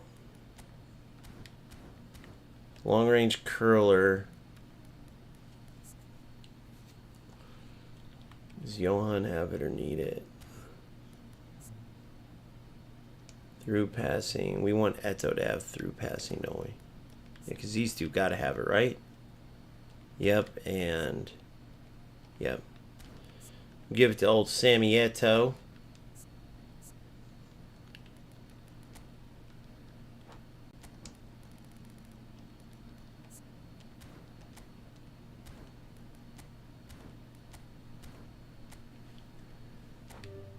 Through passing.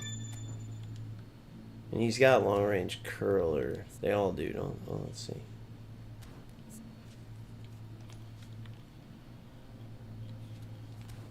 All my attacking players got it.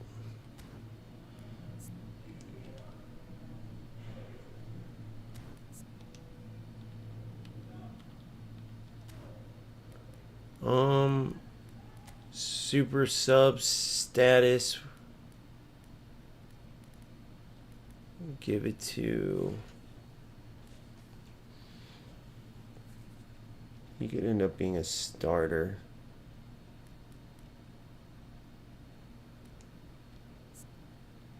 Michael Owen, I think I'd rather. Let me. Where's my Michael Owen at? Eden Hazard just not that beastly. It's Messi, definitely not. I want Owen for Mbappe there. We'll give Owen super sub. Hope I don't got enough, do I? Or no, he's already got 5.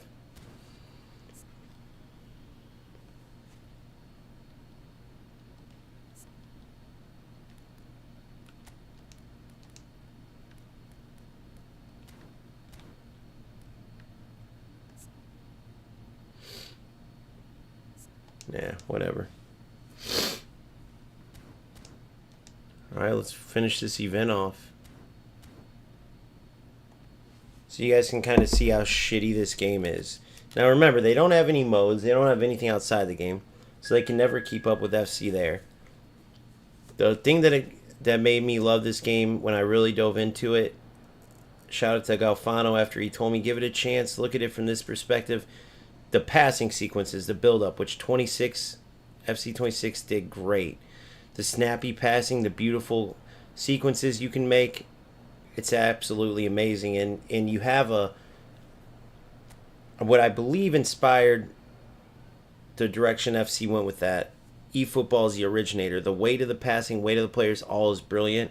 Unfortunately, outside of that core, like, part of the game that's awesome, the rest sucks, and I'm going to show you what I mean, okay? Now watch. I have the ball here. Now this part of the game, like, you can't call players to. You can super cancel and change their path. But this part of the game where you're like up, back, through, boom, if I can connect them, is great. But watch where this game goes. So on defense, I'm literally holding R1, holding X, and then eventually I'll get the ball from these guys because I get like a speed boost. Look how quickly I'm able to close them down. Just keep pressing R1 and X. Well, they got through there, but you'll see what I mean. And then when I win it, I'm just going to hold L1 and triangle and send usually my wingers sometimes directly to Pele through, and they'll either finish or center it off. Watch how this works out. Now at this level, since I'm playing higher up, I might have to like stop ahead, change my direction, and then it's exactly what I said. There's the big power up tackle that always happens because it takes forever to power up. Now watch this. This is all you got to do. You play these balls, these lofted balls, and it gets you in. Then with Smart Assist, you simply flick the right stick, they'll do a move. Terrible move, and then you're in. But I'll do that all game. I'm going to constantly get in. So it defeats the purpose of doing terrible pass. I was going to show you guys some good give and goes.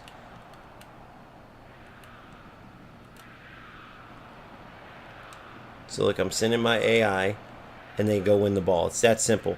I just sent them with R1. Now watch this. This is all I'll have to do. And I'm going to end up getting through over and over and over. I got a corner out of that one. But they turned it into a kick and run game. I think their objective was try to like make players not go down the middle because no one was using wingers and stuff. But as they tend to do, they fail. Try a give and go here just to create something with football. That would have been sick, even though that wasn't meant for Fiero. But yeah, once I finish this event, I just have a couple AI events. And even though I play this game once a week, just imagine this. I play this game once a week and I'll have finished every mode possible. Like, I've already finished all the PvP events.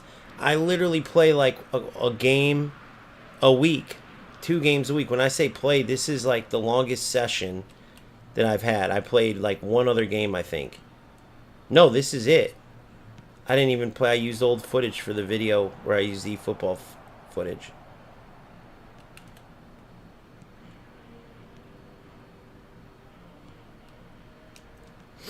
It's crazy, dude.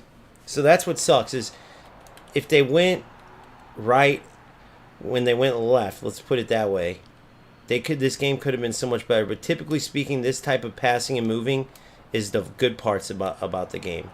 But of course, the movement's so bad, and there is no manipulating runs, so that makes it even worse. Because even with like the stupid, like, everyone either runs away or comes to, and like the playstyle stuff isn't realistic, because players mix it up. Even if you typically go long, players are gonna check to the ball at times. But in these football games, they don't have that.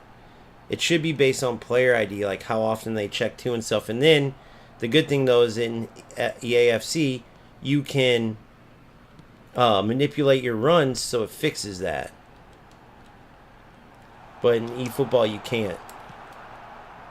Goal.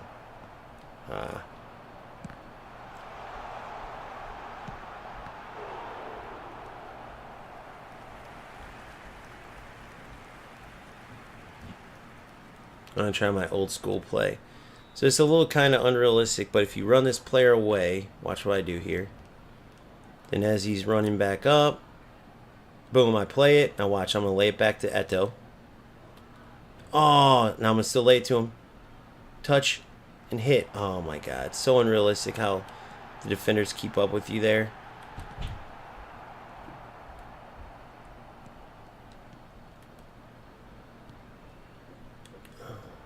Wanted that one on the ground. But smart assist, that's the other thing. Everyone uses smart assist.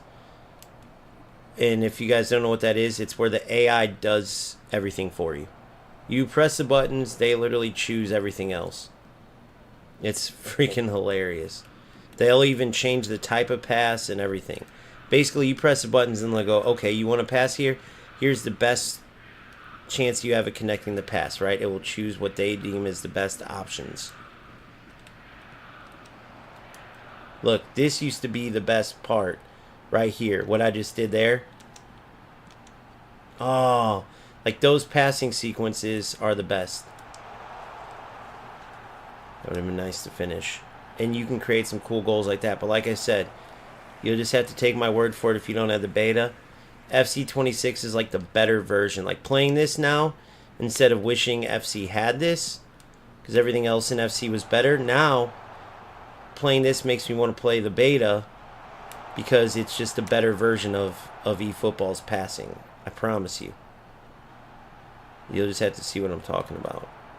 Without the power-up bullshit that half the time when you lose the ball, it's not because of skilled defense or anything. It's because the power-up on the passes took too long for the overpowered pressure buttons.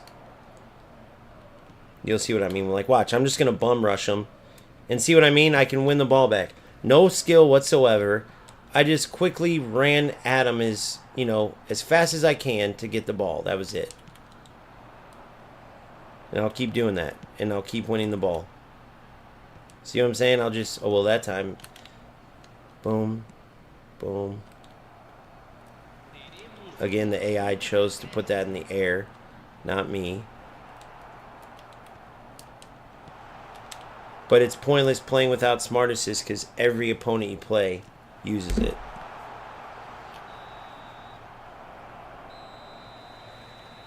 Yeah, it's just a total joke. The game. It's just the route they went. I mean, how someone can press R1 and X in this game and see the speed boost and see their players beeline at the ball and not see that that's not football defense at all blows my mind. How people could see that every player in this game is using smart assist, including Division 1 players and see like it defeats the purpose of playing, it blows my mind. Like when the AI is making decisions and you're trying to say, oh, well, you don't have to use it. Well, why is every quote-unquote top player, at least top-ranked player, using it? There's a ton of advantages that people don't admit to. The reorganization of the defense. What the fuck was that?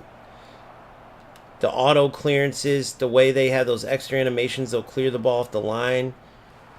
The L1 square, the fact that you win so many headers with it for whatever reason. If you turn it on and then it's crossed with L1 square, you'll have Neymar versus like Van Boyten and win the head ball.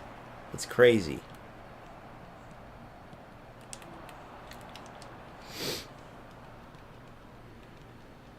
Yeah, and the AI, I used to actually semi-enjoy, but now, again, the purpose of passing is defeated. It's literally this. This is how I'm going to get in. Rush them, through ball. Rush them, through ball. Rush them, through ball.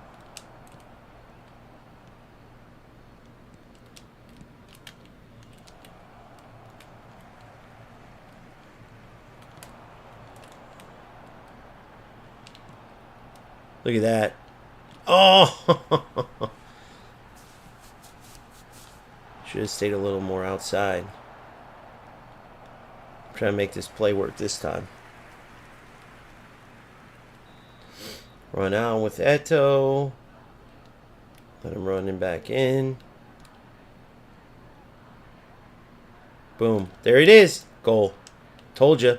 Ha ha ha! My play still works. My play still works.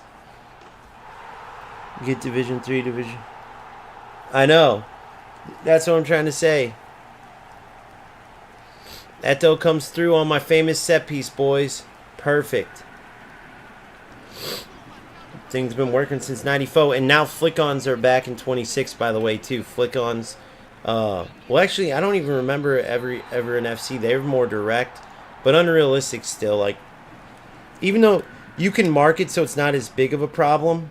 You can mark it, but if you don't mark it, bicycle kicks are way too overpowered on corners. Like, you can damn near score every one if your opponent's not smart enough to mark it.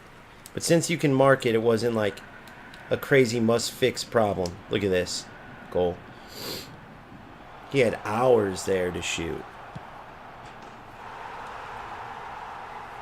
And this is the highest difficulty level you can play in eFootball, by the way.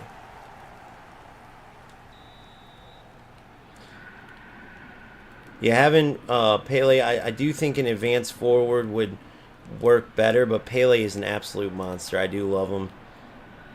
Eto, this is Eto. He's good, but he's not... Platini's still my favorite player, but the way the game's turned into the... And Baggio's a beast, too. Another player that I wish FC did. Like they did, like eFootball. There's Platini. His play in the middle got a little less important with the way the gameplay... eFootball made the gameplay all about kicking and running and shit. But he's still just a beast of a player. Let's get that to another goal, maybe.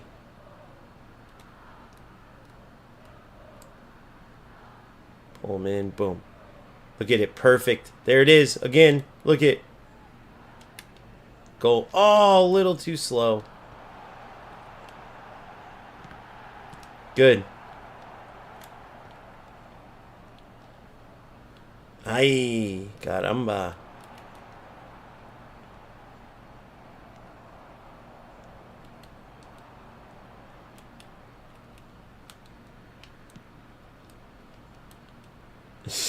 Great ball.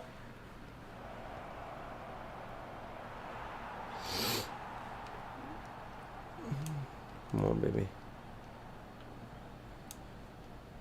Nice, Modernist. Congrats, buddy. Congrats, brother.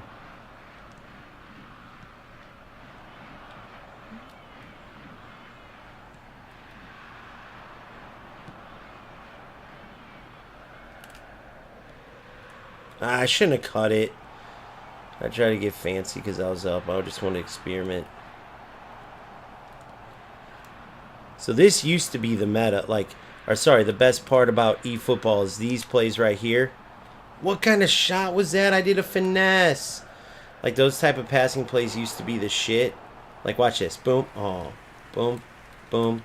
Boom. Should have went into Pele there.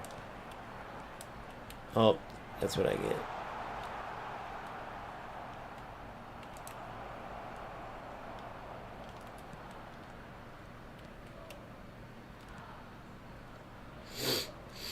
I'll tell you what, this AI...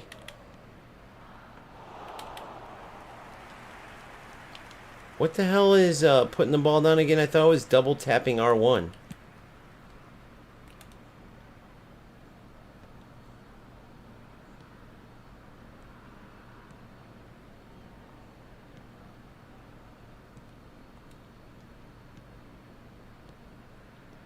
Oh, L1 and double tap R1 maybe?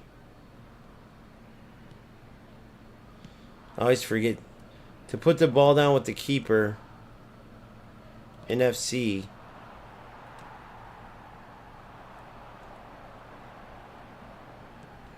I always forget. Hold on, here we go. Goal. Oh! Yeah, it's just triangle. You just put it down with triangle.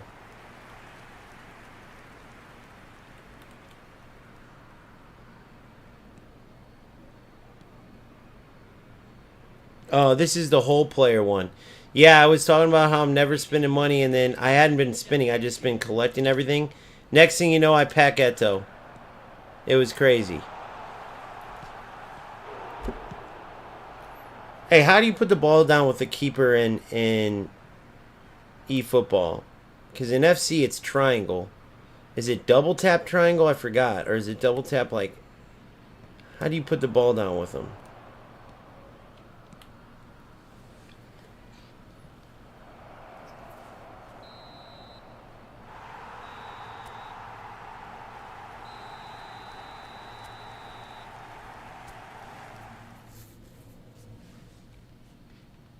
One, two, three, four, five, six, seven, eight.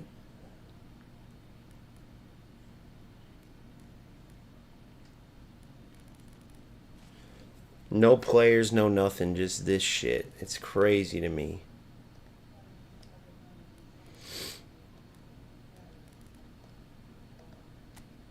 There we go, done. Don't need that booster. Look, no more PvPs to do. AI only have 1, 2, 3 more AI events.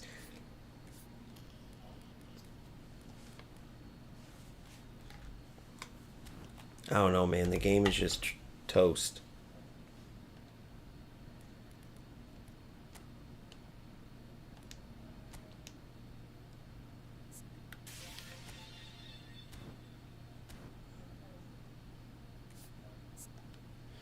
The game is just toast. And no one's playing eFootball.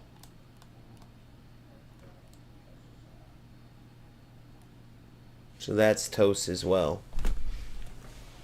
But I wanted to go over something here. 1 second.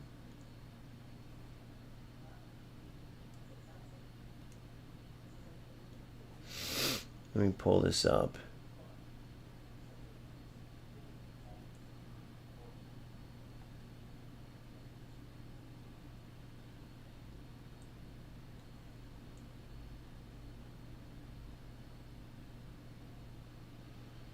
Alright.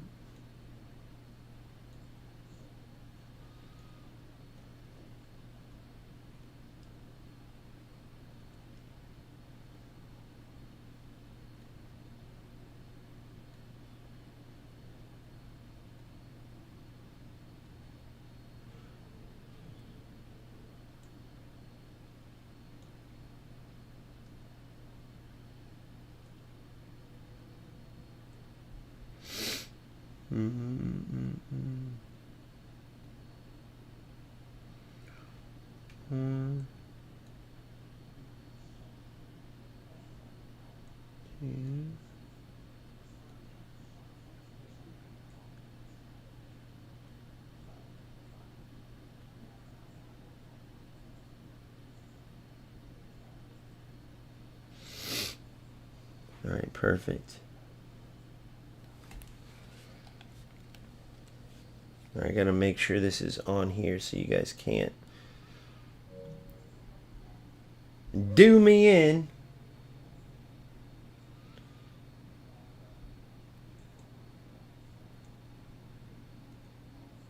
Alright. Double tap R1. Okay. So I thought so. So, I want to go over this because I think it's pretty dang cool. But I gotta have FC26 pulled up to do it. Now, obviously, with the play styles, right?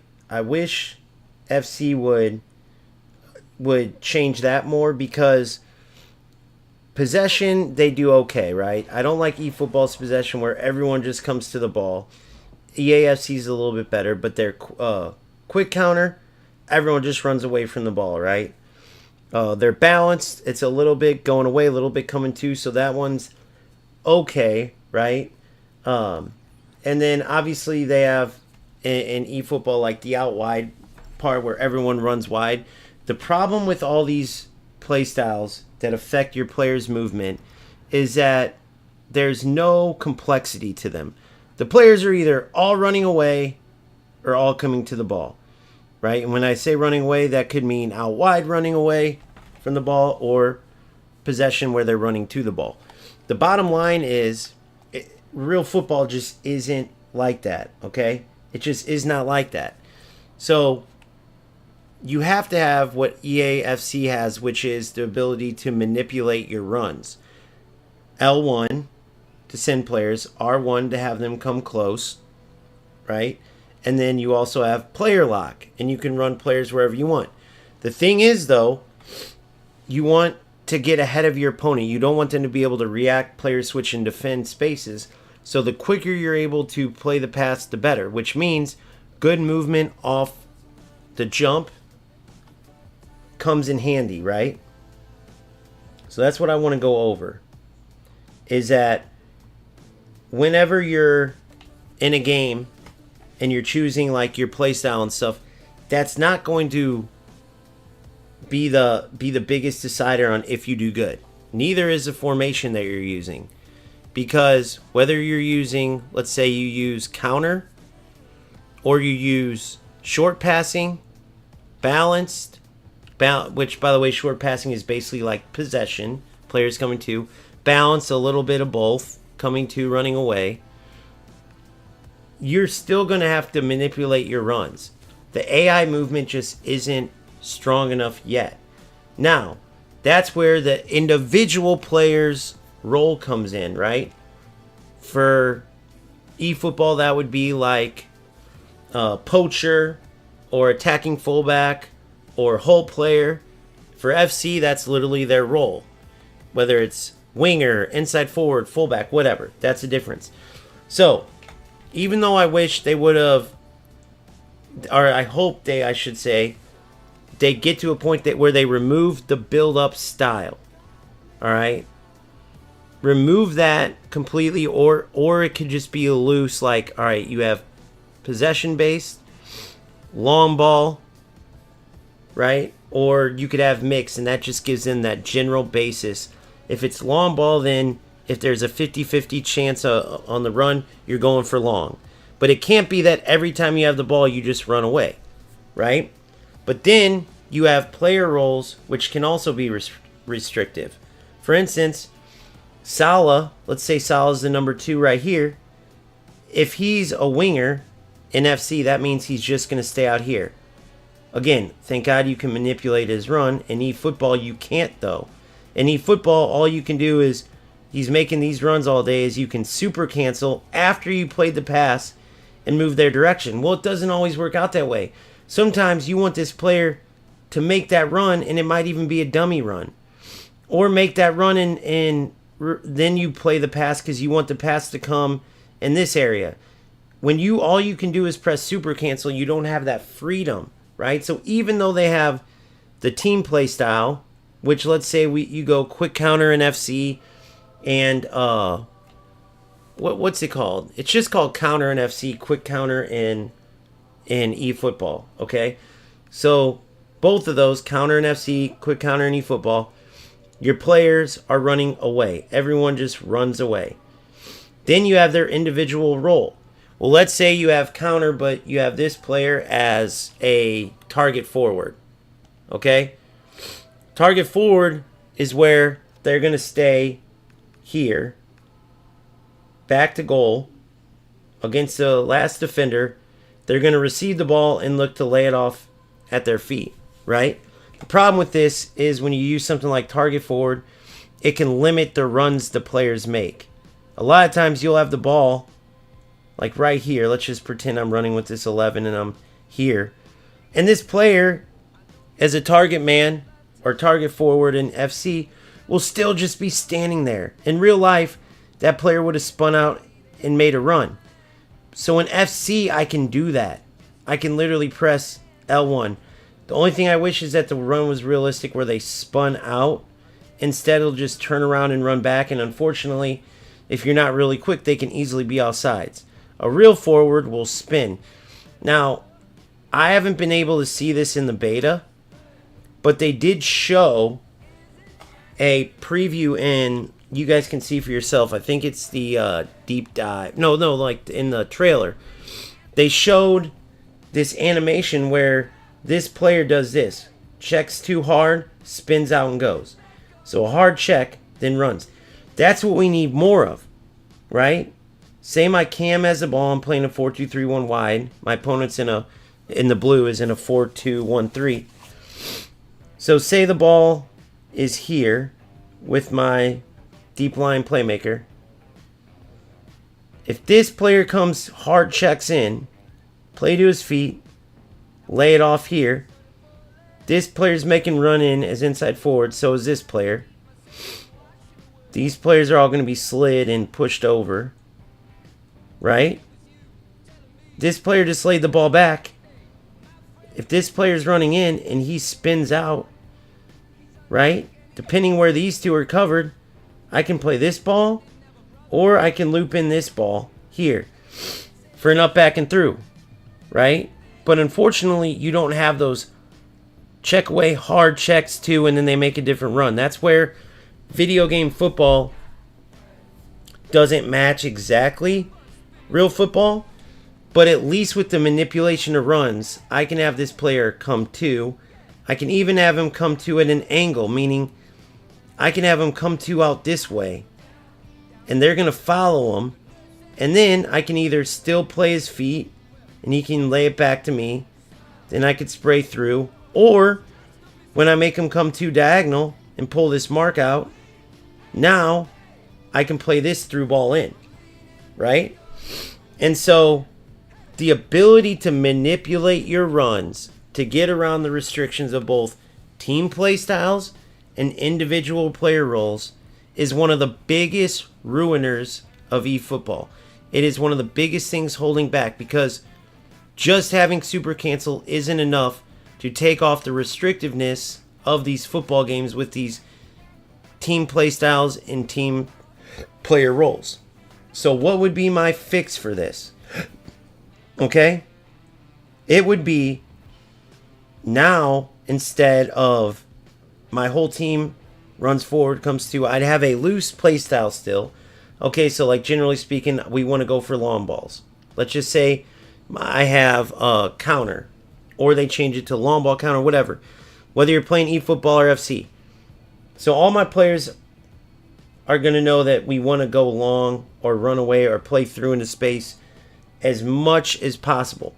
However, individually, they're not going to be a poacher or shadow striker or a wingback or an inside forward or a playmaker. They are literally going to have their own player ID.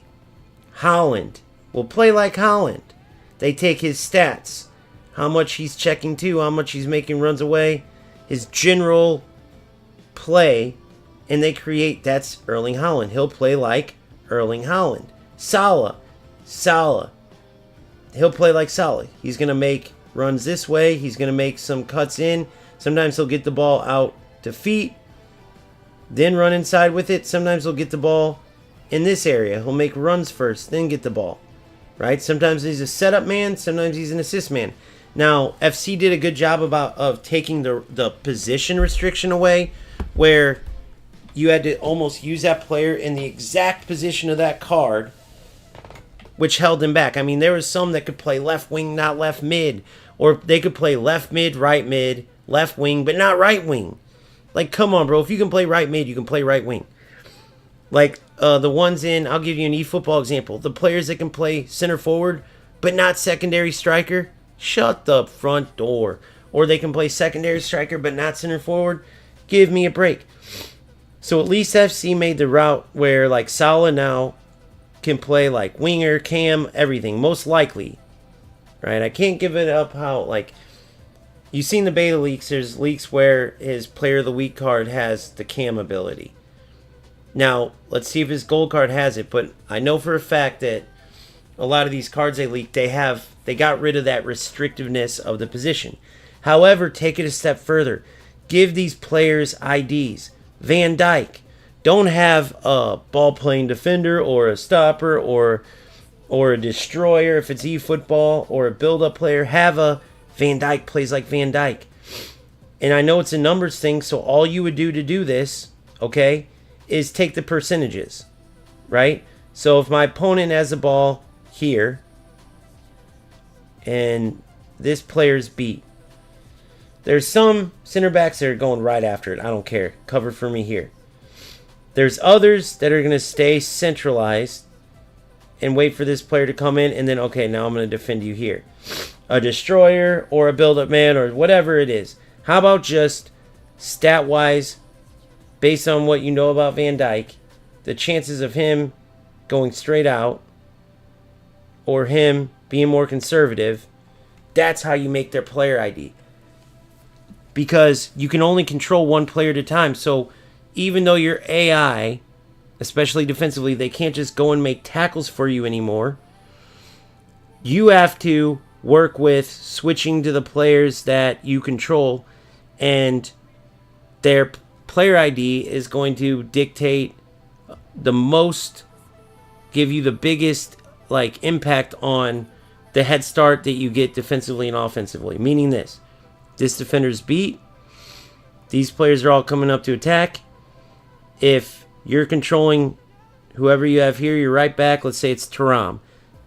He never really gets beat one-on-one, but let's say he got beat one-on-one, opponent's got the ball, and this Van Dijk just beelines once Thuram's beat. You haven't switched to him, he beelines. They quickly play here, then through, and they score.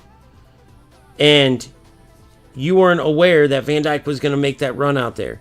If so, as soon as you got beat here, right, and you saw Van Dijk moving, you could have quickly switched, pulled Van Dijk back, saw that you're outnumbered here, let the player kind of dribble in, and then you could have took this angle away as you blocked the player from beating you here, right? So you knowing your player's tendencies, each player you get will help you do better on the pitch. Same with attacking runs, right? Haaland's running, you have the ball here, you see that there's no angle to play, but you know based on Haaland, how he plays, he's going to see there's no angle, boom, he's going to come back once the option's not there. So now you can play the ball to his feet. If not, you may see Haaland making that run, and you may go, oh, I think I can get it in behind, and you may clip in a long ball. As you clip in that long ball, he comes back. Because you weren't used to his tendencies. And that's where the skill gap would be created, is that each player you had plays differently. So it's not, oh, well, I have him on advanced striker, so now he'll make these runs. It's Haaland plays how Haaland plays. Okay? And then you can manipulate that, not on like changing these settings so they have predetermined runs where every advanced forward makes all the runs the same. Whether it's Haaland or Mbappe or every winger makes the same type of... No. Keep their player identity, right? Haaland may play like, you could say Haaland and then let's say Ibra, both big, strong strikers. But you don't want to just put them both on advanced forward or poacher and then they make those runs that a poacher advanced forward would make. You want Haaland to play similar to how he would play in real life, and then you can manipulate that from there and utilize them in your way. Maybe you're better sending those big guys through, right? Working those angles out, and then no one can knock them off the ball. Or maybe you're a lot better when they check in. And that's where, if you're not on the same page, you can use player lock, or you can use L1 to send them, or R1 to call them too, right? That's the area. Am I saying that right, by the way? L1 sends them. Let me hold the controller. That's a weird muscle memory thing. Hold on. Yeah. Oh, wait, hold on. No, R1 sends them, I think, right? Either way, I'm so confused because, like, it's a muscle memory thing, and then not to mention, our eFootball doesn't have it. Let me see. Send a player on a run in FC 25. That's crazy. I don't remember. Yeah, it's L1. So I was right. I second guessed myself. But in my head, for some reason, it's like, wait a second, L1. But again, it's crazy when you like just use a controller so much you forget that. But for some reason, my brain was like, no, you're saying it wrong. So you can still use L1 and send them, or R1 and call the player too, right? Or you can also press L1 and then flick your stick over, right? Press L1, flick the right stick over to the left, and they'll make that diagonal. And maybe you want to take the ball and clip it in. But you can still manipulate the runs. However, the AI from the way your teammates react needs to be sharper, which also means the AI defensively needs to be sharper, because you can only control one player at a time, and then it gives you a good jump start then on as you're controlling the different players. They improved the marking big time in FC 26 because that's one of the reasons why the 4-1 let's put this player here. The 4-1 or 4-2-1-3 was so powerful, right? You had your three strikers all working in the seam. Then you had a cam that would either make these runs or be in here. And then you would win the ball, right? And you'd have all these through balls open, okay? You'd have all these through balls, sometimes multiple. You could have this going on. You could play here or here. And the defensive marking was so bad, you'd have this player sometimes like standing there. Ball goes through, players nowhere to be found. So now this year you'll have more like, if once your team loses the ball, this player's boom. Boom. Boom. So now those spam through balls aren't as likely. However, if that through ball's sent and you think you're just going to control, a defensive mid or somebody like that, and then let your AI kind of do the rest where you hope the opponent runs into you because you parked the bus and you got everybody sitting like this, right? They got their four attackers. You got half your team sitting here. And then all you want to do is control this player and chase them around as they're, recycling the ball. So you're chasing with this player. Well, all you're hoping for is that they make a mistake, play in here, panic, and kick it at you, or dribble right into you because you got a million players in the way. But you're not doing anything but running around like a chicken with your head cut off. It's still more realistic than the press R1, press X, eFootball defense, but it's complete dog crap nonetheless. So this year, the marking's going to be tighter, but you're now going to have to switch. Say you're controlling 11, you're going to have to switch to this player. Then they pass, let's say it gets here. You'll have to switch here, because if not, these players will be as good as cones, and your opponent controlling his player, dribble around you and score. That's why the stamina, you get full stamina for the players you control the whole game, and then the AI, when you're not controlling, that's when your players' lack of stamina or stamina drain will show. So again, you get rewarded, because if you let your AI try to run with a user player, they're gassed, the other player's full speed. If you switch to that player, no problem, and that's what the game's about. That's why they're doing that. No longer is the AI going to just steal the ball for you, right? They'll mark better, but then if you don't switch to that defender and win the ball, which creates a skill gap, you're going to get burned. So that's why the 4-2-1-3 is still a great setup. Don't get me wrong, but it's not as powerful as 25, which was needed. Okay?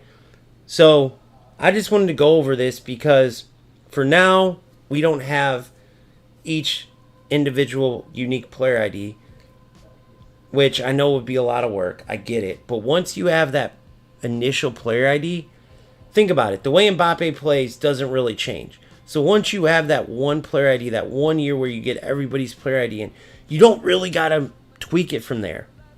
You tweak their attributes, but once you have their player ID, which would basically control their movement, their AI movement on the pitch, and then you would get rid of all this player role crap. You could have a loosely based team play style, of course. You can have even instructions like, I want Mbappe to stay up at all times. Don't come back, right? I want him to stay central, or no, I want him to, he has the freedom to make outside runs, whatever. You can do stuff like that. Like defensively, I want him dropping back and helping pressure, or defensively, just have him stay up and not do anything. Have him rest, conserve his energy. You can do stuff like that, but as far as their actual movement, the less like winger, center forward, hole player, dummy runner, the less of that crap you have in a football game, the better that game will be. So hopefully we get there. But because we have to use the team play style and the player roles and with how restrictive they are, eFootball is failing tremendously, not allowing their players to manually call players to, send players on the run, and add a player lock. Or if you don't want to do the player lock, at least add L1 and R1 and the ability to not only send them and call them to, like in UFL they copied that part, but no diagonal runs, which is dumb. Diagonal runs make football. That's how you stay onside. You time your run. You make. I mean, it's crazy. So it's better than nothing, like what UFL has, but it's still not FC. On and off the pitch, these are the type of details that keeps them at the top. And unfortunately, these other companies, either I'm not aware of how bad that would affect coding, or they're just so disconnected they don't understand how beneficial the manipulation of runs would be to making the game better. So hopefully they eventually figure that out for anybody playing eFootball. I just want to go over this type of stuff because it matters. For now, though, you choose the play style that you want, whether it's counter, which is similar to quick counter in eFootball, or possession, which is similar to, balanced, or you can do, in eFootball, you can do the out wide or whatever it is. Until these are fixed, right? Because you have in EAFC, why I was describing that, you have short passing, which is players are always going to come short to you. And then balance is when sometimes they'll run away, sometimes they'll come to, right? It's a little bit different than possession, which would be similar to like short passing in EAFC. But eFootball doesn't really have that balance where players sometimes, and then of course, again, the player roles on both games, all of them. But at least EAFC has where you can manipulate your runs, because again, you don't always want a winger to play winger or a shadow striker to play shadow striker. Sometimes they might make a couple plays where they act as a winger staying out wide, and then several plays they might come in, right? Then several they might play similar to a playmaker's movement, or then they might get back and play more like a wide midfielder that's in a defensive sub role. Because remember, FC has the roles and then what they call a focus, or I just call the sub role. Same difference, meaning you can be a wide midfielder, but you can be more balanced and play up here, or you can be defensive, or you can be all-out attack, which is basically a winger, right? And then winger, you might be attack, you might be balanced, right? Defensive mid, you could be a deep line playmaker, pushing up a little to spray balls, or you could be, a new one is box crasher, where the CDM will run into the box and try to make runs, which is going to be a deadly use of that position, right? Being able to come in deep on mark. But anyway, they do have more options there, but what sucks is that you might be a holding mid, an actual number 6 for a few plays. Then you see that opening, you might be a box crasher. Then shit, you might even move to wide half or whatever they call where this center mid acts as a wing mid. Sky's the limit, but you can't do all of those. You can only choose one role, one focus, and that's not how football works. That's why any game, eFootball, without being able to manipulate your runs is just null and void as far as being a true competitive, skill gap driven game. EAFC is so far ahead in that category, it's not even funny. So, wanted to go over that. Feel like it's important to note. And, yeah, just an exciting time, but also a tough time because we're just sitting in limbo. Don't really want to play this, don't really want to play that. And we're just counting down the days, hours, and minutes to play FC26. Not just because it's the new iteration that everyone's excited about, but because they actually did a great job on this one. The beta is actually not, oh, it's just the same thing. Who cares? It's a totally new direction, totally new game. Amazing. Can't talk about any more than that. But I promise you, if you've never given FC a try, or if you were looking to leave because of how bad it was, give them one last chance. Trust me when I say this, give them one last chance. I'm not paid by EA Sports. I hate EA Sports. These development companies have made me grow to hate them. I'm telling you, give it a shot.